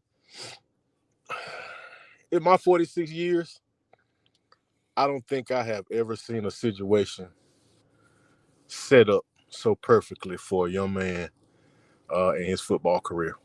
I'm gonna just tell God on the truth. Man, any of you players, this is what I can tell you. You in one of the best opportunities available. Lock in, stay focused, utilize the light, utilize the coaching experience, utilize the NFL experience, utilize the facilities, the food, everything. Listen, the plate is at the table for you to eat. Every school will have scouts at the school, without a doubt. The Alabamas, the Georgias, the LSUs, the anybody. But the unique thing that you players have going for you this season is that you have potentially two top 5 players that can go in the 2025 draft, I believe. That is going to be a recruiting frenzy. Yes. They will be at your practices. All you have to do, man, do your schoolwork, be to the meetings on time, do your study work, perform on the field, and practice like it's a Saturday game. And I don't care what star you are. I don't care where you from, walked on air, 5-star, 9-star, no star. If you are working hard and you are putting on in practice, they may come to see Shadur, they may come to see Travis, but I guarantee you one thing for sure. If you putting on and you standing out, they're going to ask Coach Prime or one of those coaches, who is that guy right there? And Quick one thing story. they're going to do, they're going to tell the truth about you. So the thing is, what truth do you want to be told about you when that scout asks about you? The opportunity is set for you, man. You can't get a brighter light. You can't get a better situation, I believe, bro. So lock Yo, in, take advantage of it, man. yo, Take quick story advantage of about it, man. quick story. This is what he just said is exactly what happened to Charlie Alfredo. When I did a video on some of the players, and I read a story about how Charlie Alfredo got to Colorado, and he said that either at his high school or something I forget which situation it was, but he said the scouts came for another player, and when they came for that player, they saw him ball out. Yes, sir. And he was balling out, and then they started asking, well, who is this right here? Who is this player? And this is a true story in sports. If you do your job, when they come and look for the star player, they're going to see you doing your job, and just by just plainly doing your job, you might look elite. And I'm telling you, because football is a simple sport if you do your job, because it's a team sport. This person goes this way, you go this way, you go. If you do your individual jobs, you might just look elite. Man, And if you're really good at what you're doing, man, I'm telling you, like, somebody's going to notice that you're doing the right things all the time, consistently. man. So we talking to y'all tonight. Forget about my agenda, okay? We talking to y'all tonight. That's why I got some of y'all pictures on the screen. So if y'all are listening, please hear us out there tonight. All right? Man, please listen, hear me out. I wish I had a son, nephew, got cousin. I tell you, I wish I had me a young man in that program right now that I can guide and direct him, man. Oh my goodness. He'll get picked up. He'll get seen. I'm telling you, he'll That's get what I'm seen. saying. And to these The freshmen, opportunity is there. to the freshmen that are coming in and the guys that are on the team now, I think I heard somebody say recruitment and retention. Yes, the Man, double R, listen, the recruitment and the double retention. That R. was the double R's. For you young guys, remember, you heard it here first. stay steadfast. Don't get lured away by this, that, and the third. Hang in and trust the process. You guys got some awesome young players on that team with 3 and 4 years of eligibility. If you guys stay together, man, you are going to be a national champion in 26, 27, somewhere around in there. And you may help Coach Prime run a dynasty. Hang in the program, man. Do something different than what's the norm is. I'm switching, I'm going, I'm switching, I'm flipping, I'm flopping. Just stay the course and look at the end goal and stay pressed on the mark, man. I'm telling you, bro. It's something special up there in Colorado. I'm telling you. Yes, sir. So let me handle a little bit of business before we bring Willie on. He's been waiting in the green room. Hey, Wild Dog, he's on the panel right now. Wild Dog, I want to say salute to you, man. Thank you for gifting a club membership, guys. The club membership, you can sign up. You can just hit that join button. I got some content in there, and then we We will have more content. I got some things planned for the members. We're gonna have members lives only and stuff like that. But I thank you, Wild Dog, for this business, for this membership. Hey Harry, we decided in the chat. One show that we want a fantasy football league, dog. Members only. Oh yeah, yeah. Members only. Okay, fantasy football. Okay, I'm gonna talk to my guy Phil because he be having information on how to get that thing started. Already. Yeah, we already got it all situated in house. We just need to do it. You know what I'm saying? You know. Okay. All right. We're gonna make that happen for the members. We're gonna make that happen. Let me bring on Willie. Hey, Willie, we are talking to these members. It's just something that popped up in my head. I had a whole agenda we was gonna talk about, but right now, man, I feel in my spirit that we need to talk to these young men and we need to give them some real words tonight. It ain't about being all coddled and stuff like that. Tonight, we want to send some men's words, some words that men would tell another man to, hey, man, wake up before you lose this opportunity, Willie. Welcome to the show, brother. Thank you for calling in. I appreciate you. Good. Can you guys hear me? We can hear you loud and clear. Was it like that talk I gave to my son, about the birds and the bees? No, not the birds and the bees. Let's not do that one. Okay. We won't talk about the birds and the bees. No in and outs. Hey, can I call him by name, Harry? Can I call him by name? No, Diddy. We got the names on the monitor. So yeah, your pick a person. Right pick Kim Michael. Pick Aquin Barnes. Okay, I'm gonna pick one. I was gonna call them all out, but let's pick. Hey, Cam, I got one word for you, brother. Have fun. You're gonna only be 17 or 18 one time in your life.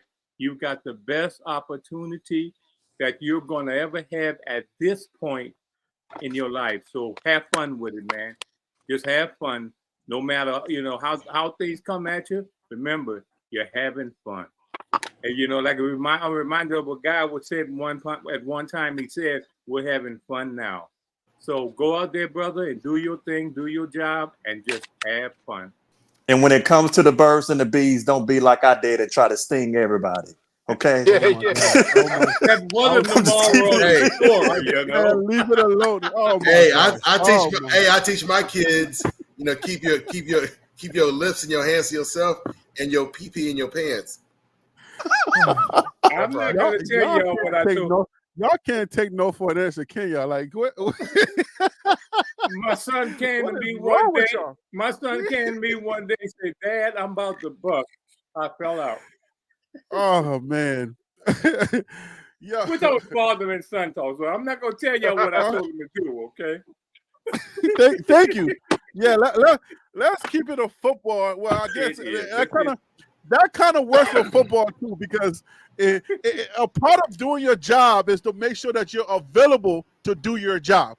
Yes. All right. So if you're not available to do your job because you got in trouble, messing with some girl or something, or getting her, knocked up or whatever the issue is, you got to be present to do your job. That's the first thing. Yeah, we don't need you back. We don't need you bagging honeys. We need you bagging tackles and first downs, man. You know what I'm saying? That's right. Oh man, my freshman year, oh boy. But see, Harry, my third freshman year, oh boy. But here's the thing. I'm just keeping it real with y'all. I don't know what y'all want me to do. Now I understand on my master's I'm 4.0. What year was that? Because light skin was in style. So what year was that? Because you're a light skin dude. Hey, I graduated in the 90s, so we were still Albie Shore, and then we were still in there. Yeah. We were just going out. Oh yeah. Yeah, we hadn't made it. Yeah, we were still in there. But listen. Yeah, I get it. But trust. So, but the thing I would say to the kids, I'm not gonna just say, "Hey, Keaton, to light skin to light skin." I'm not gonna do that.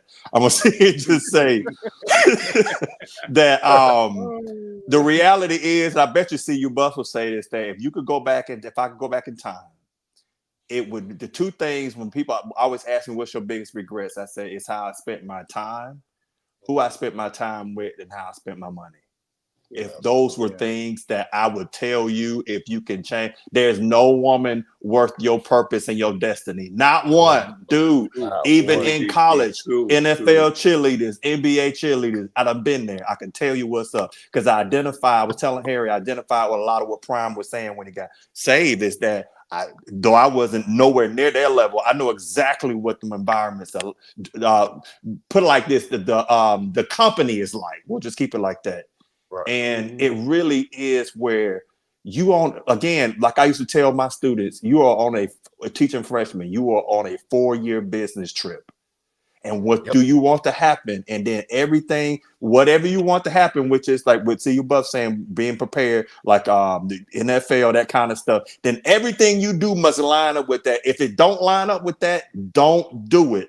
There's no extracurricular activities, you know what I mean, where you can risk adding to the population or hanging around the wrong dudes that will have you taken away from the population. And that you just got to get in there. Like he said, I mean, it's saying that, Harry's saying that, CU Buffs is saying that, Wild Dog is saying that, Willie is saying that, get in there and lock in, man, lock yourself in, and you're going to feel a lot better than sitting back at 30 years old going, I wish I would have. No. Yo, this opportunity is crazy because, you know what I'm saying? Like, I always tell my kids, hindsight is undefeated. Hindsight is undefeated. Like, you see this opportunity. Sometimes when you're in the midst of the storm, it's hard to kind of see what's in the storm. It's hard to see the little particles that's going up in the whirlwind, right? But, you know, channels like mine, if I can be an Elsman, you know, an elderly, and tell you, hey, guys, listen, you better wake up now and understand what's at hand. You better wake up now, because some of y'all, the place that you're at, no matter what you're like, some of y'all with your records and with the amount of ability that you have put into this game, without the right exposure, you probably wouldn't get the look, because there's a lot of players that went to that draft and didn't get the look. So not everybody goes not everybody that goes to the combine, not everybody that enters their name into that draft get drafted. But now you have a great opportunity here where if you just do the basic things and you put up some stats, if your name is called so often, you become a star. And usually that star turns into an opportunity into like some type of invite, or somebody might just be like, yo, that dude is a hard worker. Let's go ahead and draft him. Nothing's guaranteed, but at least you'll put yourself in a position to not just make yourself better, but to also say, hey, Coach Prime, I appreciate you. I appreciate the fact that you brought me into your D1 program and you gave my family, you gave everything that I needed to be a young man into your program. That's another way of saying, Coach Prime, I appreciate you, without saying one word. You ain't got to shake his hands. You ain't got to say nothing.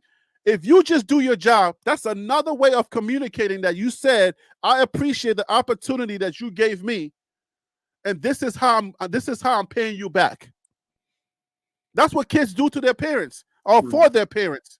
I appreciate you, and kids usually do what they got to do. Like, my dad is proud of me because he sees how hard I have worked ever since he brought me from Liberia, 1989. I haven't let my foot off the paddle. I started my education at the age of 12 years old in the 6th grade, not knowing how to speak proper English, American English, not knowing how to read or write. I started at that time. The way that I paid my dad back is that I have gotten degrees in college. I have a house. I have a wife. I have kids that I take care of. And my dad can't be more prouder than me. That's how people become proud of you. When they give you opportunities and you don't burn it. You put yourself out there and you give it your everything. If somebody beats you down the field, keep running. Chase them. If you get beat down the field, chase them into the end zone. After they get into the end zone, then you can stop. But chase them all the way down to the end zone. Let somebody know that I got beat, but at least I didn't stop trying. Like the defensive coordinator Robert Livingston said, he can tell your dedication to your team by where you are when the ball is stopped. How close you are to the ball. That's good.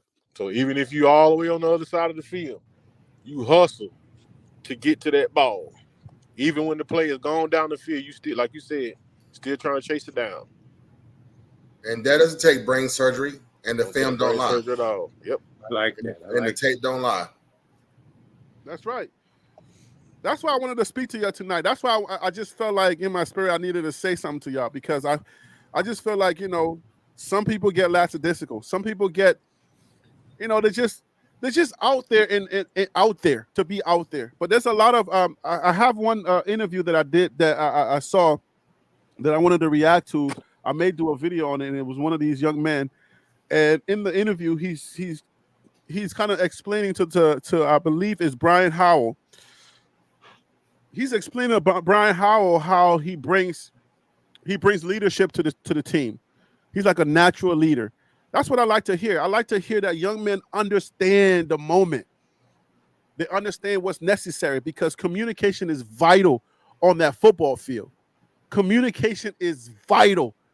Like, bro, if you just tell somebody, hey, yo, to the left, go to the left. Or if you just say, yo, this is what I see. This is what I see. Yes. Yep. If you're communicating, man, that alone can help somebody to oh, dang, thank you. Communication is vital. Like, and then in order for you to communicate the right thing, you got to be so locked into the playbook. You got to be so locked into what they're training and teaching you every single day. And you're so prepared for every single game that you can go out there, you can say, oh, we practice this every single time and I got it. And then you got to communicate. I don't know if some of y'all are in your feelings, or you're going to be in your feelings about how you feel about who's making what on your team. And I know y'all are young people, but stop pocket watching, y'all. If y'all are in that locker room pocket watching and you getting salty because somebody's making more money than you, if y'all are out there pocket watching and you're feeling some kind of way and it's too late for you to jump into that transfer portal, but you're a little disgruntled, bro, get over it, bro. Let somebody tell you to get over it. Get over it, bro. It's gonna be like that when you go get a job. that. For real. Yeah, for sure. Get over it. Somebody's going to always make more money than you. It's going to be somebody out there that gets more money than you, going to drive a better car than you. Their girl's going to be way finer than yours. Their house is going to be bigger than yours. But what you going to do, bro?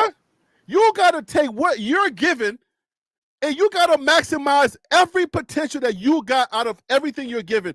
If you have what Liberian may call doise, okay? If you got a low bucket, drive that bucket until the wheels fall off. If that's all you got, and stop worrying about the cyber beast that somebody else got.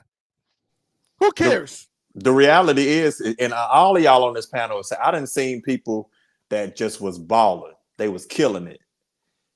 And they wasn't balling it. It came a point in their life where they're balling. I mean, all of us got people that we grew up with that's not here for one reason or another.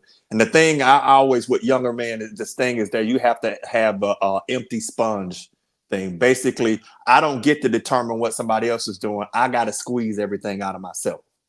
And that basically means that all my potential, all the things that I'm trying to do, my goals or dreams, is that I got to have that thing. It doesn't matter what somebody else doing.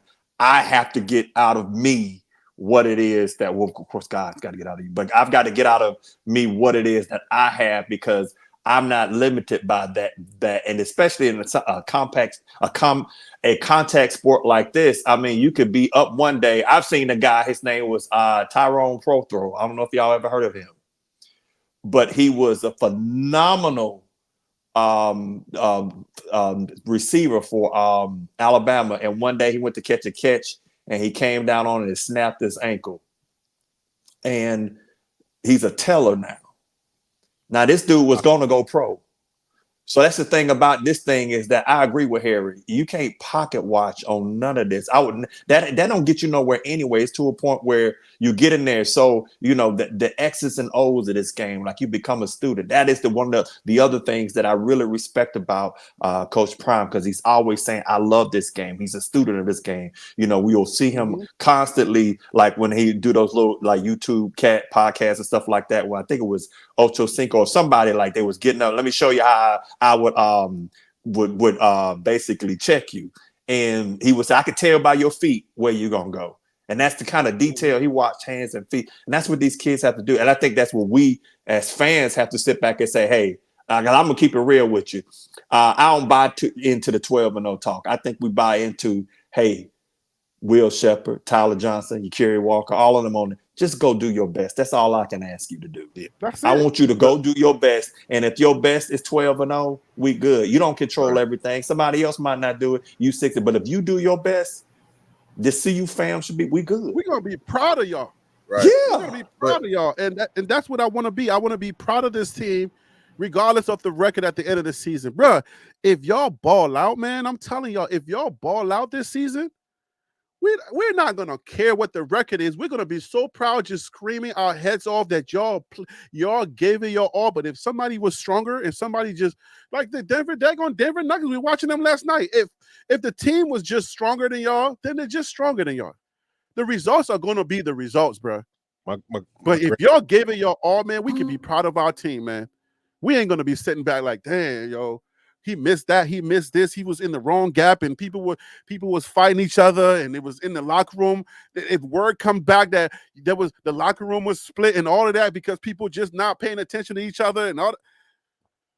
If that's the case, man, then y'all not locked in. But y'all got to look out for the next person right next to you. And if you're not a star, bro, just keep in mind, just remember this before I bring him on. Remember this, bro. Everybody's not a star. But everybody could be appreciated. You see what I'm saying? Scottie Pippen was a star, but he was not the leader of the team. Michael Jordan was, right? Yeah. Scottie Pippen was the leader on the defense. Scottie Pippen found a way to be effective. You see what I'm saying? So if you find a way to be effective, somebody's going to appreciate you. I bet you there's Scottie Pippen fans that believe that he was better than Michael Jordan was, or he was more valuable on that team than Michael Jordan was because he was the defensive guy and he held it down. But anyways, let me bring on him, and then whoever was talking can get it right after him. Hey, him, what up, man? Thank you for calling in. I appreciate you. We are talking to these students directly. We're looking into their eyes, and we're telling them what the business is. What up, man? Thank you for calling in. What the business is? What's good? What's good? I'm listening. Go ahead. But when you come on, you got to give a word to one of these players. I don't care if you pick a name or you just want to just spaz on one of them. Man. Let me put some juice on it for him, Harry. Give him a minute. Let me put some juice on it because you were hitting on some points, and I'm just like, was talking. Go ahead. Oh, and I just remember it's like, I was like, man, why are these guys fighting over the Gatorade when they know there's not enough for all of them, right? It was for the skill players, the guy who were running full speed every play. And they over there fighting over the Gatorade, and I'm sitting over there with 2 handfuls of oranges. You know what I'm saying? Yeah. So you got 2 brothers. You got Shadur, who's got 3 major deals that giving him all this money, but you don't see his brother over being jealous, right?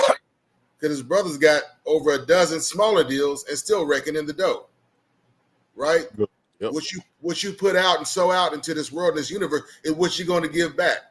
If you whine to complain instead of grinding and getting after it, that's where you're wasting your time, your energy, and you lost, and you're not a fit. You shouldn't have come, and you probably need to go. Man, my granddaddy used to tell me, wild dog, don't be worrying about what nobody else got. You don't know what they got to go through to have that thing. Say that again, bro. Say that one more time. Say that one more time. He said, don't be worrying about what nobody else got because you don't know what they got to go through to have that thing. Yeah. You don't know what it come with. If you want to be realistic, go ahead. You talking about somebody whose parents was rich in the 80s. So how can you be mad at somebody who was born in the money? Like he was born into the money. Even if he did play at CU, he would probably, like his brother who's holding a camera, who got almost a couple $100,000 worth of jewelry on. It's the same thing. They born into money. You can't hate that. Man, I'm gonna dip my sponge in it. I'm a glean and dip my sponge in it. That's what I'm gonna do. You know what I'm saying? Yeah. If not me, my kids are gonna be millionaires. You know what I'm saying? That I can think of, it was only 2 black athletes, Bo Jackson and Deion Sanders, who were successful at 2 different sports. So most likely his son, his family is going to be rich. Like, Yep. let's not Yep. act like we're talking about what's his name? That coach Deshaun Foster at UCLA. We're not Yep. talking about somebody like that. We're talking about Deion Sanders. This guy been about money. He made a song about money in the 90s. That's what he do. They all about money. The symbol What? of Shador is a money sign. They that's just it just is what they are. And people need to stop hating on them. They've been flashy. If you watch Deion Sanders from when he got drafted, he been flashy, he been cocky. That's just their style, brother. You can't hate it. You can But they've only been about stop them and the beat them. yeah, but So listen, they've guys. been I'm about not their trying to business. make this about somebody hating Shador. This is not the energy I'm trying to No. bring tonight. This ain't No, no, about no, that. no, no, I'm no, no, just no. saying, I'm saying at that's the end of why the he gets day, so much hate. let's talk to these players and let's let them know what is the requirement for this season, Yeah. as far as work ethics, as far as what they need to do to make sure that we come away with W's this year. We're not playing with y'all this year. Yeah. We're not going to coddle y'all this year. All right, we already know y'all got the talent. We're looking at some of y'all, and this list is not a complete list. It's just a list of signees on when it was early on. But Yeah, I because just pulled this up just so most I of can those have Yeah. some players type not of even there no reference. more. I mean, it's millions on Right. the line. Whether you go into the NFL or not, there's millions on the line. Millions, literally millions on the line. But the thing is also is that even if they don't become players, because I dealt a lot with that, was trying to recruit officers, and I would talk to sometime players. I go to HBCUs a lot because I wanted to see more African American officers, and a lot of them would sit back and say, "Well," and this is when Alabama State was like going, man, 2-10 and stuff like that, and they would go, or they were at a Division III school and would go, "Well, yeah, military sounds great, but that's like my plan Z. My first is NFL and stuff." And I'm like, "What position you play?" I said, "I'm receiver." I said, "You look like you about 5'8", 150. What team you gonna go to?" "Oh man, I'm just going. Who's looking at you now while they was playing?" "Well, nobody really." I said, "Man, take my card when you get ready to graduate."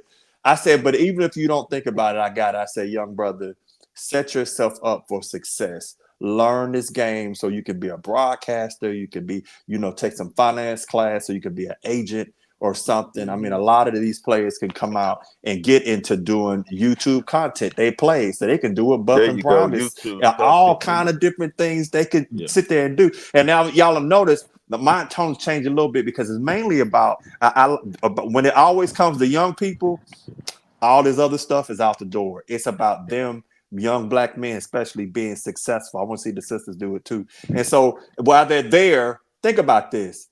These kids could literally graduate, write books about playing for Coach Prime, do podcasts, all kind of stuff, and make, even if it's a couple of grand, you can make something. There's so many ways that they can take this and monetize it. So I agree with y'all. It's that you got to get serious about it and stop. And again, why would you leave? Now I will say this: why would you leave there and go to, let's say, a UTEP or something like that?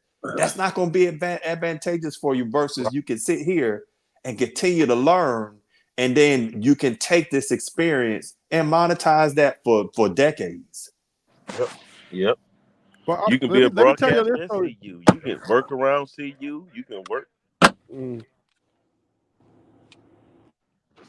I don't know if your audio stopped, but yeah. But the y'all know what's his name? What's the recruiter at 247, the coach? Coach Carl He Reed. was having a Call Reed. Reed. read between the lines.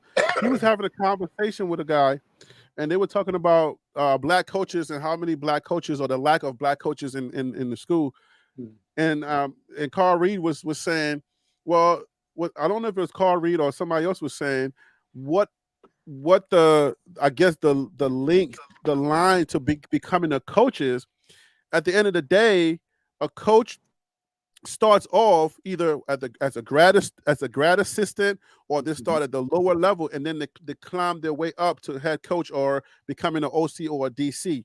But for what happens for a lot of these black young men, these players with the black ones, what happens to them is that they get to a certain place where all they want to do is just play professional. They go to, if they don't make it to the NFL, they go to the Canadian League, they go to the UFL, they go to all these different places. And then once their air dries out, now like trying to get back into coaching, you have to start either as a grad assistant, you got to go back to school, or you got to start the lower level, and they're not willing to do that.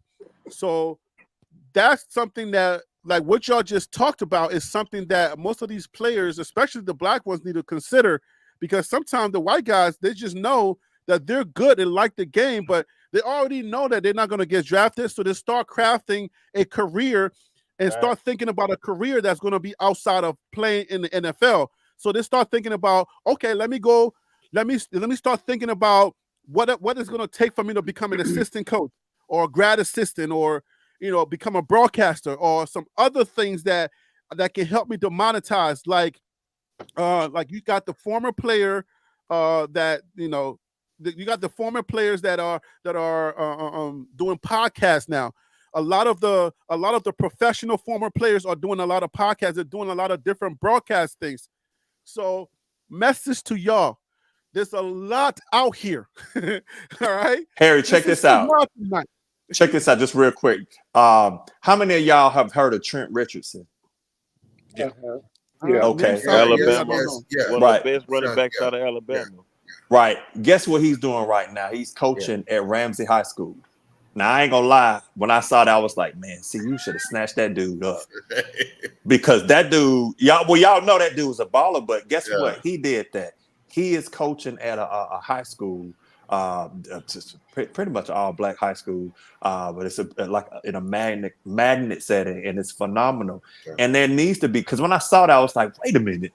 Trent Richardson should be able to do whatever the heck he wants to do. Because what was that? He was like, money problems, though.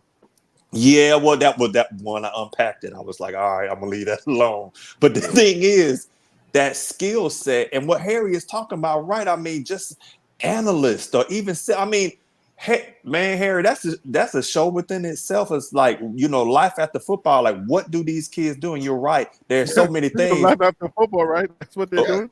That's what Cole doing. Yeah, there's a whole program. Well, he said life and football, but I'm like life after football. Yeah. Oh, yeah. Yeah, there's a whole program within the NFL. I think that's what the pivot is all about, right? Yeah, there's a whole division within the NFL that's to assist players with life after football.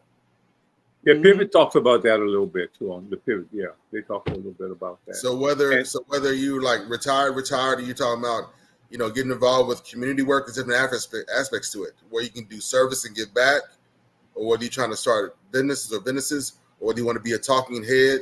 There's all these resources and personnel to help you through that certain path, multiple different paths for life after football. And they're always looking for and creating more scenarios for opportunities for players for life after football. So whether it's life after NFL or life after college, it's the same principle. Like Coach Prime keeps saying, what's your plan? Do you have a plan? If you don't have a plan, we can help you develop one, but it's on you. You know what I'm saying? While you got the contacts, and while you got, because after everybody dissolves, after the party's over and everybody's going home, you start having this dad bod, you start creating your own lane and stuff. While you are here and while the iron is hot, this is where you start planning. If you already know that, even if you think you're going to the NFL, just develop it anyway, because you never know. You know what I'm saying? At least you will have it as a backup plan, right? I know some people are so aggressive with their A plan. They're like, no plan B. I get it, but like, just develop it anyway. Like, okay, tell yourself, even if you're Shador, right? I'm just going all the way in. Even if you're Shador, ask yourself, well, what if I don't get there? And say, okay, just start having that conversation with yourself. It's not a defeating conversation. I guarantee you, young men, this is not like you're a loser. It's not loser mentality to think, if this doesn't happen, or after this happens, what do I want to do? If you are an elite, you are Travis Hunter, I don't care if you are a Coach Prime talent yourself. Just ask that question. What else do I want to do? And then start like plan A, plan B, and just start thinking like, okay, I like to talk, or oh, I like to teach, because personal training, or there's a lot of guys in the city that I'm in that do these personal coaching sessions, and they get paid a lot of money to do it. I'm trying to help, guys. I'm trying to help. Yeah. I'm telling you, man, because life comes at you fast. Like for instance, Harry, I already know if I need an insurance product or services, I know I can look up Jeremiah Brown because he's got a plan already to go into the insurance business and develop his own insurance branch and go from there. So how do I know that? Because he has a plan and he shared it.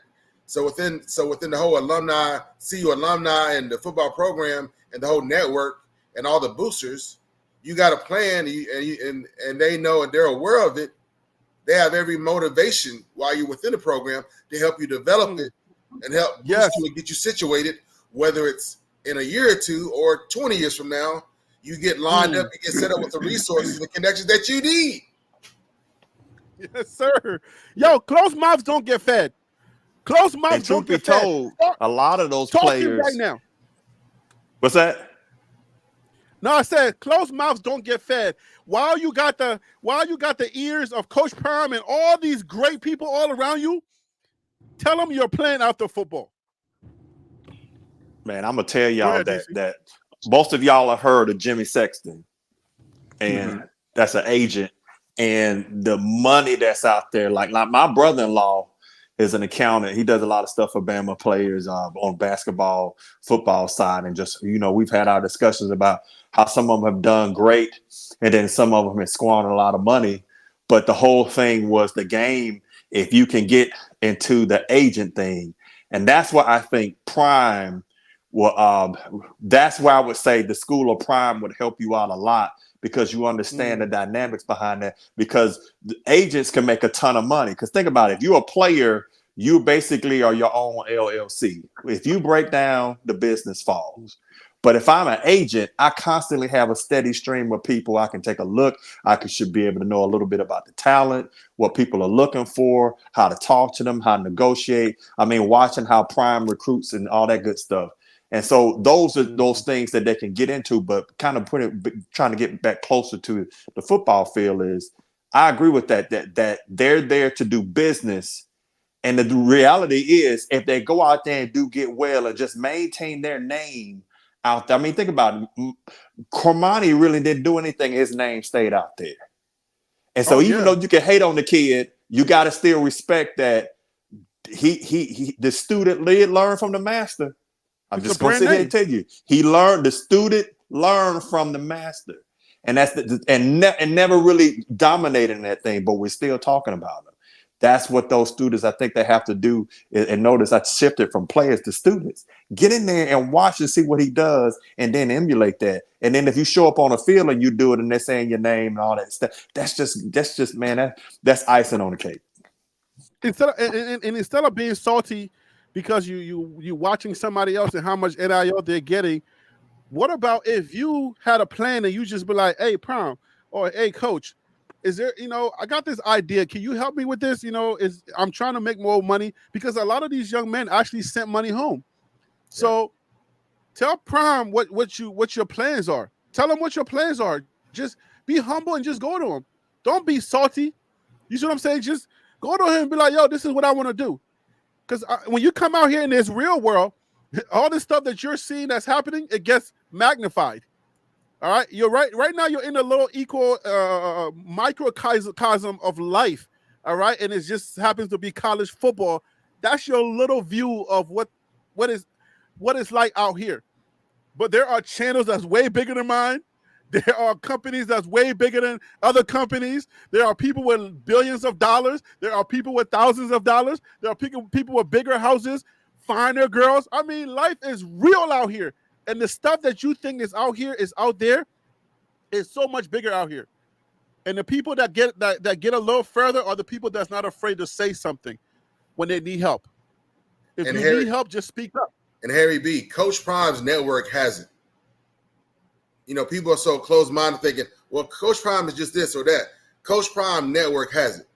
And I want to make a specific point of what DC was talking about, even the opportunity of being agents. You're a player and know how to relate to players and making that transition over to being a representative, being an agent. Yeah. That's what Deandra does. That's what she rolled into. That's what she's made all her money. She ain't broke. So right there on the sideline, you have an opportunity of someone that can just roll you in right there, roll you into a whole path. You know? And you got all that. You got all that in your ecosystem. You got all that in your sphere of influence right there. And sometimes, like I said earlier in the show, sometimes when we're in the midst of it, it's hard for us to kind of navigate and kind of see what's going on, but it's all around you.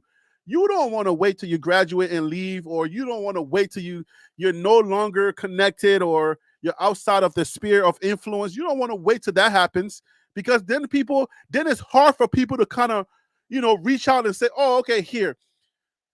This is the time while you're there. Because there's this weird thing that people used to tell me, out of sight or out of mind, or out of sight, out of mind. That stuff is real. Even if they used to know you, y'all played together 10 years down the road, they'll be like, y'all remember when we scored that touchdown? No. Right now. Start that business plan. Right now. Start telling them about your plans after football. Why? I bet you watch this. I bet you see you, Buffs. You still there? Yes, sir. I bet one of the biggest things that may keep you. I ain't trying to say you're not a millionaire. I don't know, but let's say that for the sake of the discussion, one of the things you may struggle with is trying to find 5 more people like you. That's the biggest thing. I bet if you were able to do that, you cooking, that's that, because that work ethic, and that's it. Go ahead. I got 2 Ford Transit vans, a box truck, and a 3500, and I be running myself crazy because I can't find a good solid driver to get in. Now to fill 2 of my vehicles, 2 of them is empty. I can't find nobody that want to grind, that serious grind.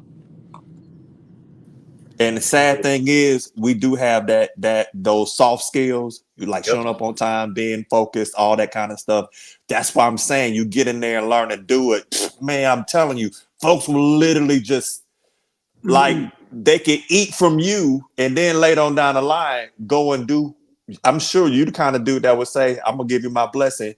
You go ahead and do your thing." And that, we not doing stuff like that. And I think you can get that at CU, where you got that network.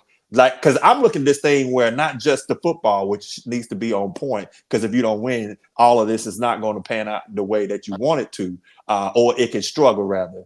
But that when you start building that network and the network of people that are operating in excellence and them soft skills is on point, you making millions, you leaving legacy wealth. That's the way it works. Yep. Hey, Harry, that last question you had up there was really, really interesting, man. Can we discuss that a little bit? What was that? Yeah, it was about the greats and how many kids are actually seeking information, taking advantage of the resources. I heard resources in there. Yeah. This one right here? Yes, sir. From King P, I tell you, the problem, CU got over 100 years of NFL experience, and how many players on their own time are soaking up game from the former greats. Unlimited resources, right there. Unlimited resources. But one of the challenges is, the kids probably don't know. They don't have a slight idea of what's there before them. If it's not $1 million, I don't want to hear about it. So that's $1 million right there worth of information, But $1 million worth of game. Yes, sir. But unfortunately, a lot of our kids don't see it. We need to figure out a way to get them to see the value in having those guys there. You've got to see the value of it, because if you don't see the value in them, you're not going to value anything that they say or do for you.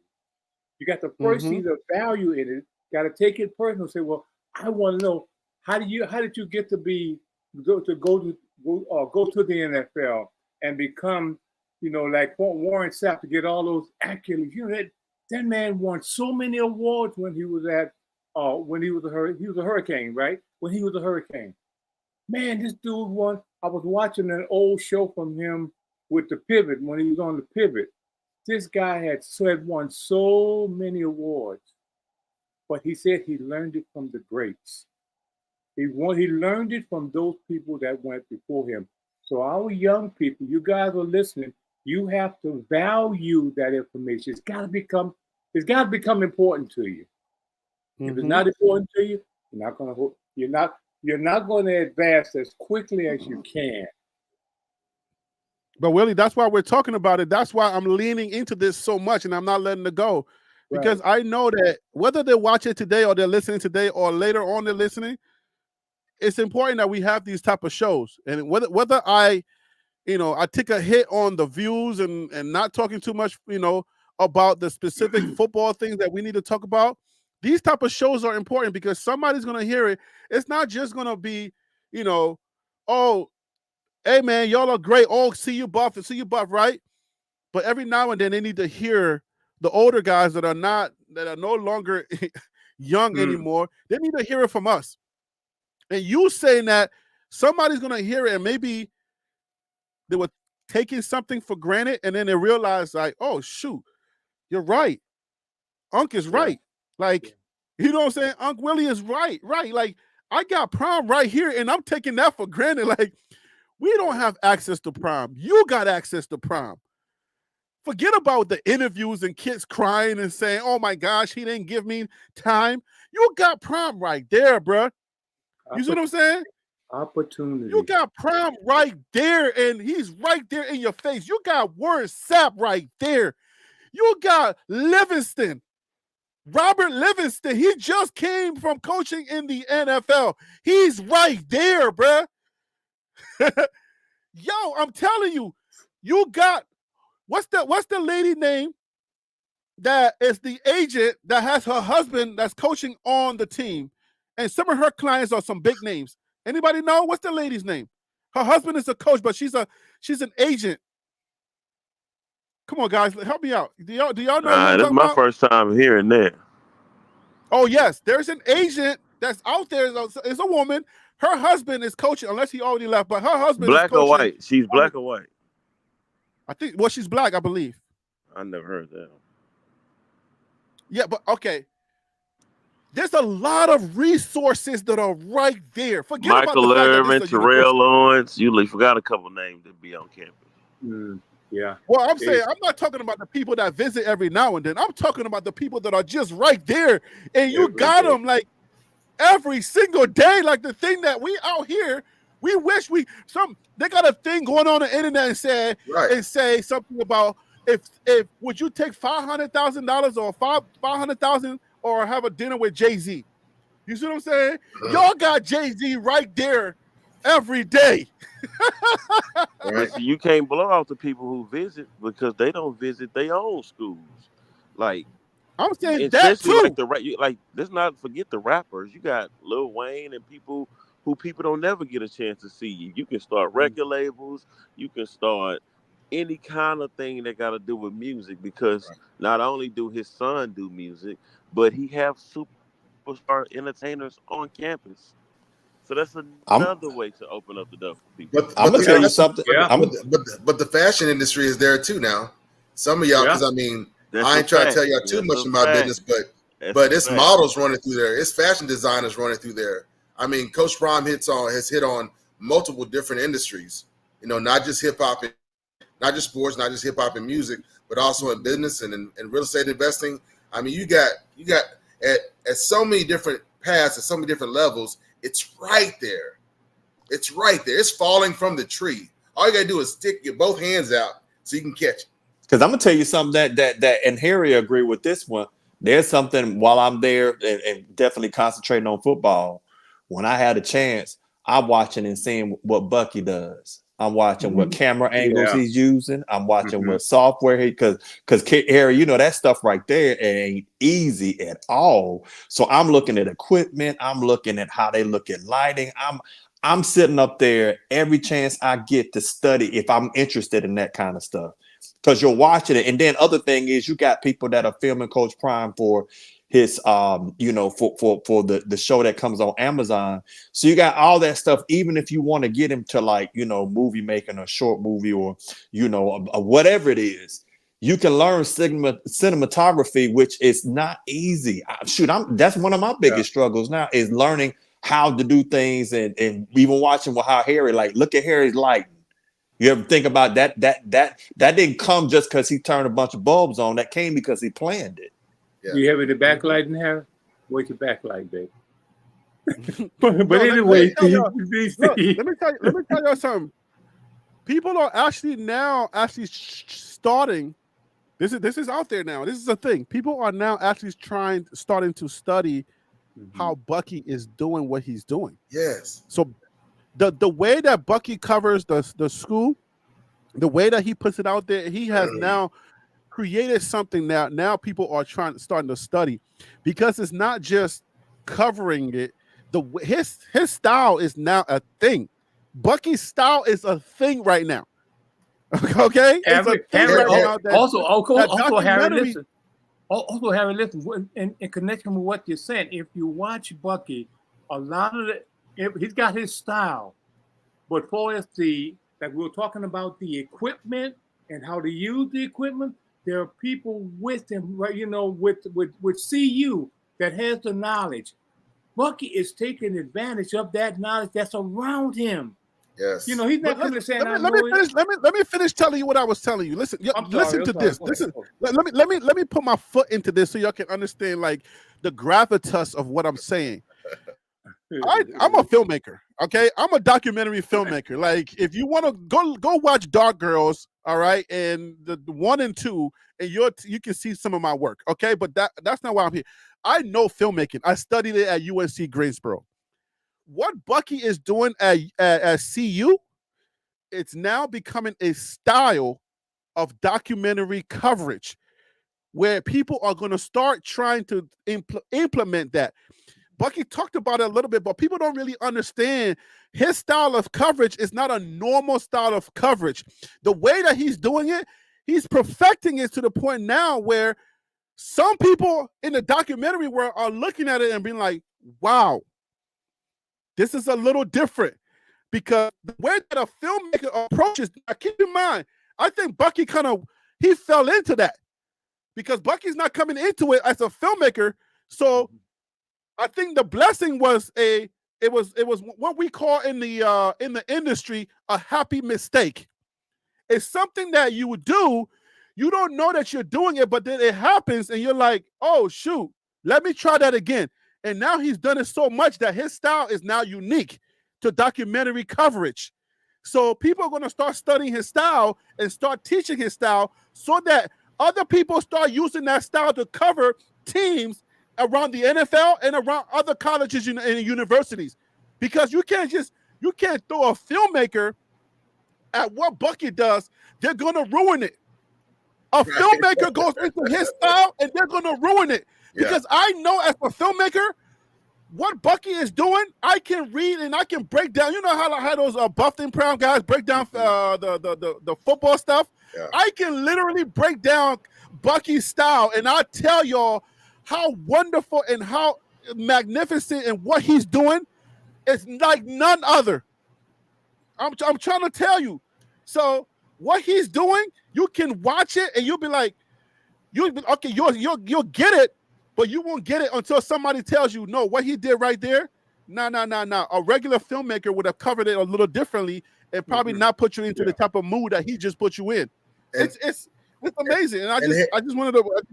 And Harry B, I appreciate him because I worked in film, radio and in film, and then I was appreciating Bucky and like what he was trying to get the players to do. Hey man, just start your page. We can help you. If you just create your account. And we can get you set up to help you get regular content. He just kept, trying to give opportunity for the players to have their own thing and take advantage of the exposure, right? And so, but then it came when they were like, when Bucky and Darius were like, okay, we dealing with Prime and these documentary stuff. It's like, okay, do you know these guys managed to set up? What was it, let's just say $13,000 to get broadcast quality video now. They went from holding up using the iPhones, right? To now you see them more carrying the cameras. They're getting broadcast quality, you know, and those cameras, like, I know I'm behind my times. That's a $50,000 body on a broadcast camera. That's not your lens. That's not your mics. Yeah. Yeah. So if I take my old school mindset, let's go ahead and double that. In 2024. Well, no, the game has actually changed. While the game has actually changed. That's not even 50K no more. That body is only like 15. It's you start with the body, because if you get a red body, you can get away with like $8,000 because of the chip. The chips are now so powerful nowadays. But you don't need to spend that much money anymore. But that's what I'm saying, Harry. That's what I'm talking about. You comparing it to traditional. Oh yeah, like the handhelds, the handhelds in the stadium. Oh yeah, or the TV broadcast. That's why I use the word broadcast. So these cats have figured out a $12,000 setup to get you broadcast quality video and audio, and I'm like, that took it to a whole nother level. Man, why are you? I said, look, I've been in the industry, and this guy's giving it away for free. This is our setup. This is why he's showing you what he's buying, what he's getting. So so whatever you produce, you can license it, or it can be used by television, film or whatever, and be on that level of quality to be used. It's an open panel. Hey, Ron Tate, this is an open panel. It's next level. I don't know. Are you guys not able to get into the panel? Because I'm watching the email, so I don't see no email. So y'all let me know if I'm missing. If somebody emails me and I'm missing it, I haven't missed anything. It's an open panel. It's not members only. In case anybody trying to email me. Also with that, what you're saying, I think I too have a background just like the rest of you guys in video and film, also in radio and television. What I think Bucky is allowing to happen, he hasn't allowed any of that to stifle his creativity. Because you got to remember, all of this stuff that's doing, he's created a new thing. He really is. It's new, and he's not allowing, like some of us. Well, I've been taught to do it this way, and so so this is the way I'm going to do it, and we stay with that. And that what I've learned about the younger generation today, they're not allowing it. They're just grabbing the camera and going and shoot. Whereas before, when we were doing it, we grab our camera, we had to make sure this is right, this is right, this is right. We had this list of things to make sure that was correct. Then we go out and shoot. But nowadays, the kids, the younger people are taking it and going and just do it. And with that comes they're tapping into, which we weren't allowed to tap into, what the creative part of them. What do your eyes see? What do you feel? You're in this moment. Like Harry, what you're doing right now. Yeah, you see? And so he grabbed, so now to make it what he's doing with the equipment goes, a lot of that the equipment he's using, man, that's what I was saying, where he's getting a lot of that information about how to use those things to go with his creativity. They're not creating the product. He's the creator of the product. Okay. And let me add to what you're saying too. I'll say this to anybody that's out there before I bring you on, Ron Tate. What Willie is saying is like there's some good stuff. It's not okay. If you just stuck on, let me do this, let me learn this, and let me do this before I ever step my foot into the game, I'll tell y'all this. What somebody told me before I got into YouTube creation, they said you got to start and you got 99 times to mess up. Your 100th time, you're going to do better. So y'all got to get into the game and stop worrying about being perfect. Get into the game and start messing up right now. You got 99 videos to make and mess up on. All right? By the time you get to your 100th video, you would have figured something out. So start messing up right now. That's what Bucky's doing. Bucky didn't worry about, I don't know how to do this, I don't know how to do that. And then like Willie is pointing out. I'm messing up, Harry. I'm messing the hair. You motivated me. You encouraged me, so I'm out there, brother. So you just gotta go in. Harry's right. You just gotta go in. You got 98 more to go. All right? 98 more to go to mess up on. All right? You got to mess up, or 97. You got to mess up 99 times. Your 100th time, you'll get better. Bucky and like Willie was saying, the new kids nowadays, they don't have these big E&G cameras, those big shutter cameras. They got their phones and they got small cameras. So he went in there and he started to work out. And then when he got around some of the other guys that are using the different equipment, like you can see on the other, like when the documentary crew that's coming and they're shooting Coach Prime's the documentary on Prime. He's asking them questions. Hey, yo, what is that? What is this? What is that? So he's learning as he's going, but he's not letting that stop him. He's not getting spooked by how big their equipments are, because he's already created a lane that is uniquely his own. And people will start using Bucky's style to start teaching kids, let's do it this way. But let me bring on Ron Tate. Hey, Ron, welcome to the show, brother. Thank you for calling in. I appreciate you, brother. Hey, listen, I appreciate you guys and every single one of the panel members. Man, you guys are spitting nothing but wisdom and life lessons. You know, the one thing I wanted to add was that the content creators, the way they are doing it there, it invokes emotion. Whether you are a hater or whether you love, the Buffaloes, it creates an emotion within you and invokes an emotion. And when they're up, you're up and you want to root for a guy.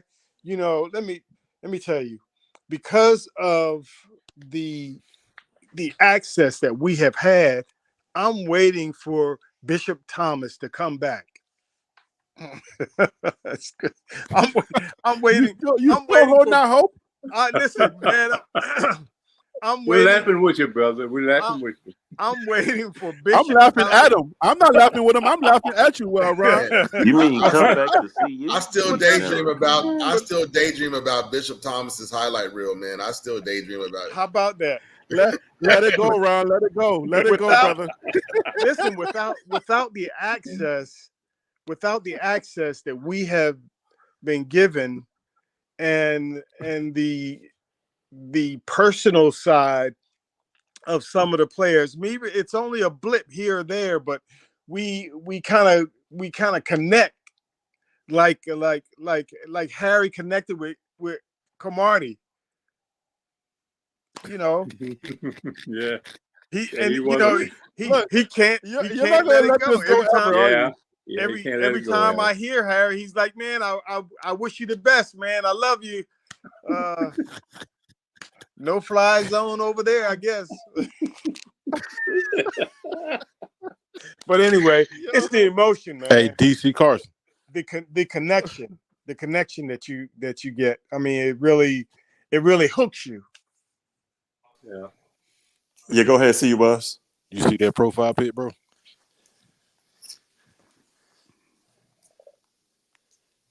No, I don't see it. Let me see.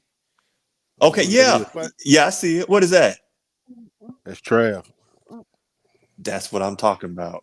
When they Okay, play, where y'all at? What's going on? It's an inside joke here or something. Or what? No. Inside. They're having an inside side talk over the air. No. It's that profile pic is Travis Hunter. I called him from the sideline, Jackson State. Oh yeah, I saw that. I see that.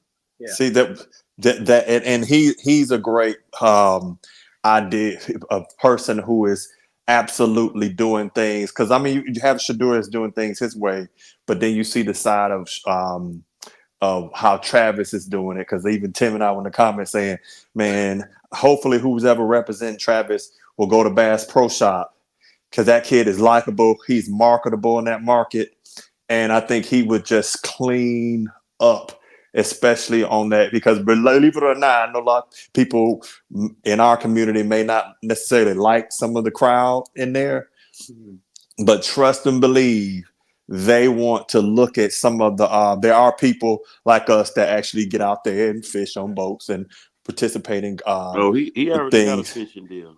See, well, then that's good. I didn't see, but I'm gonna say something also, Harry, that when you talk about the video thing, that like back in the day when I was doing music, you could do it and then you didn't have to necessarily, you had other things What that do would you mean help you with back in the the. day? Your name is literally DC Carson Music. What do you mean back in the day? I'm saying back in the day, before I was high school, before I decided, you know what, this ain't music and the school is not working. Let me go in the military. That you didn't have to have the video quite the same where you are doing it as you do now. Video was huge. Don't get me wrong. I mean, Thriller would not have been as big as it was if it did not have video. I think we all can agree upon that. That video totally changed. You know, what is a song? Video killed a radio star. But then now it's just like, if you think you can just sit in the studio and make music, you have fooled yourself tremendously. You have to do that. And most of this stuff, heck, if you cooked, if you make a brisket, that type of stuff, you know what I'm saying? But hey, panel, I got to jump off and listen, but I will hit you guys back later. I appreciate it. Been a great show, man. Loving it. All right, DC, thank you for joining the Good to show. see you, Hey, DC, Wildo, man. thank you for the other gift that you just sent out. Hey, Wildo, who did you give that first gift to? Who did that first gift go to? You remember the person or no? Yes, the first one was Stacy Ephraim. Okay. Yes, Stacy Ephraim. I know her. Well, we've chatted. I say like I know her, but no, we met in the chat and bonded a little bit. Okay. And all right, well, and this is another one. This is a new one. And the second one went to a Flight 84. Flight 84. I had chatted with them before. I don't think I recalled that. A lot of people watch or Okay. listen and just quiet, you know. Okay. Yeah, I'm gonna have to. I'll have a members only thing real soon so we can chat it up, and because I need to know what y'all, what's good for. But again, from my end, it's just random. It's not like I can pick someone. You know what I'm saying? It just for my end, it's just random. No, I just want to say thank you though. I appreciate that. Oh, I appreciate yeah. you for gifting that. Hey, quality over quantity, right? I appreciate that, man, for real. But that's what we're talking about today. So I'm glad that we can have these conversations and people, join the conversation and let these young men know that we out here, we're supporting y'all, and y'all should understand the opportunities you have right now. Because some of us wish that we had some of this stuff that y'all got right now around y'all. I mean, you have a great opportunity here, and you should take full advantage of it. So at the end of the day, when you got all of this at your fingertips. If you let it go to waste, man, if you let it go to waste and you don't take full advantage of it, hindsight is undefeated. You're gonna wake up one day and you're gonna be like Al Bundy. You see what I'm saying? You're gonna be, he's a shoe salesman. There are people that love selling shoes. You can either be happy at what you're doing, or you can be like Al Bundy, who you just like, you hate the people that you sell the shoes to. Like, you don't want to wake up one day and be like Al Bundy, where you just hate your life. And all you can think about are the touchdowns that you scored at CU, but you hate your life after you score those touchdowns. You can literally come have your story, your Al Bundy college football story, and still be somewhere where you love the people around you because you set it up already like that. I hope that makes sense. All right. Well, it'll make sense if they're seeing Al Bundy. Once he go home, he sits on the couch and he puts his hands in the. Al Bundy hates the fact that he hates the people he got to sell shoes to. All right, but that's why he's still telling his football story. But you don't have to end up like Al Bundy. You can have your football story, and you can still love whatever you do after football. But you got to set it up right now. And your football story can be great if you do your job. I'm telling you, you got the opportunities right there. That's what I wanted to say tonight.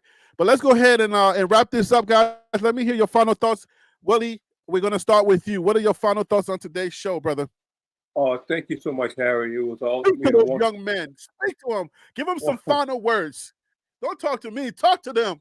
Oh, my final words, because remember I was waiting for the spy thing tonight, but we can do that another time. Today was I went off the agenda just to talk to these young men because that's what I was feeling in my spirit. That's good. It wasn't supposed to be today. It'll be for another time. But That's right. the only thing I want to say, man, is just like I said earlier, brother, just have fun, keep doing what you're doing.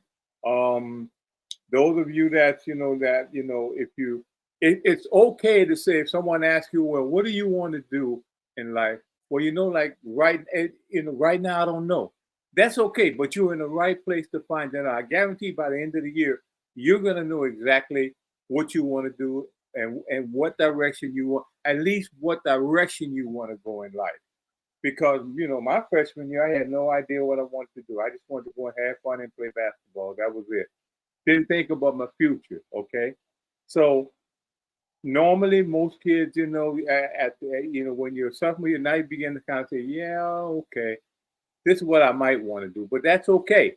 You're allowed to do that because most kids know they already know what they want to do and they start working on it right away. So you're not behind the 8 ball by any means. Just stay where Good you are. advice. If you are at CU, I said this once before. At this particular time, you are in the best place you can be with the resources that we've seen on video that there is at CU. You're in the best place, man. So soak it in. Who that the CU Dynasty? You say soak it up like a sponge. Be a sponge and just soak it all up. All right. Yeah. Ronte, we're coming to you, man. What are your final thoughts? Speak to these young men. Speak some life into these young men. We, excuse me. Listen, I'd like to say that don't think about tomorrow when you look at your life. Don't think about next week when you look at your life. Procrastination is a word that will put you in a pothole and will, before you're able to get out, you're 5, 6, or 7 years down the road. And you look back and you see where you were and where you are at that moment. Take advantage. Just like I believe that was Tennis Channel speaking, take advantage of it. I was thinking, Coach Prime in his video says, I have an open door policy. I would challenge any of you young men to walk in Coach Prime's office and ask him for 30 or 40 minutes of his time and to impart into you on what you can do for your future within football or outside of football. I would challenge any of you young men to challenge him. He says he has an open door policy. Use it. Use it. And I don't know. I'm going to go off script and say this. Mad Dog, or is it Mad Dog or Wild Dog? On this panel? Yes. Any kind of dog. Yes, it's Wild Dog. I think there's a creator named Mad Dog, but Wild Dog is on the panel, but no. Call him a dog. It's either my glasses or the hat. Mad Dog or Wild Dog is Uncle Neely lookalike or Uncle Neely. Oh yeah, you're looking like Uncle Neely tonight. Yeah. I can call him Uncle Dog. Well, listen, take advantage, young men.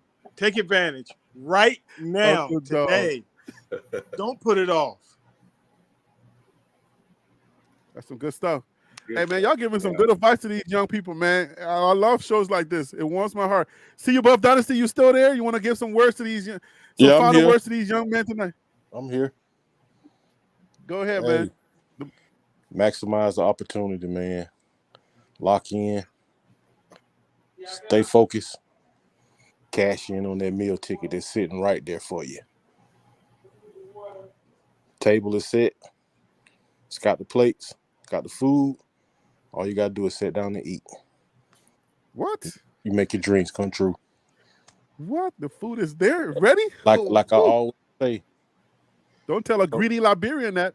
Coach Prime in Colorado is in the right place at the right time.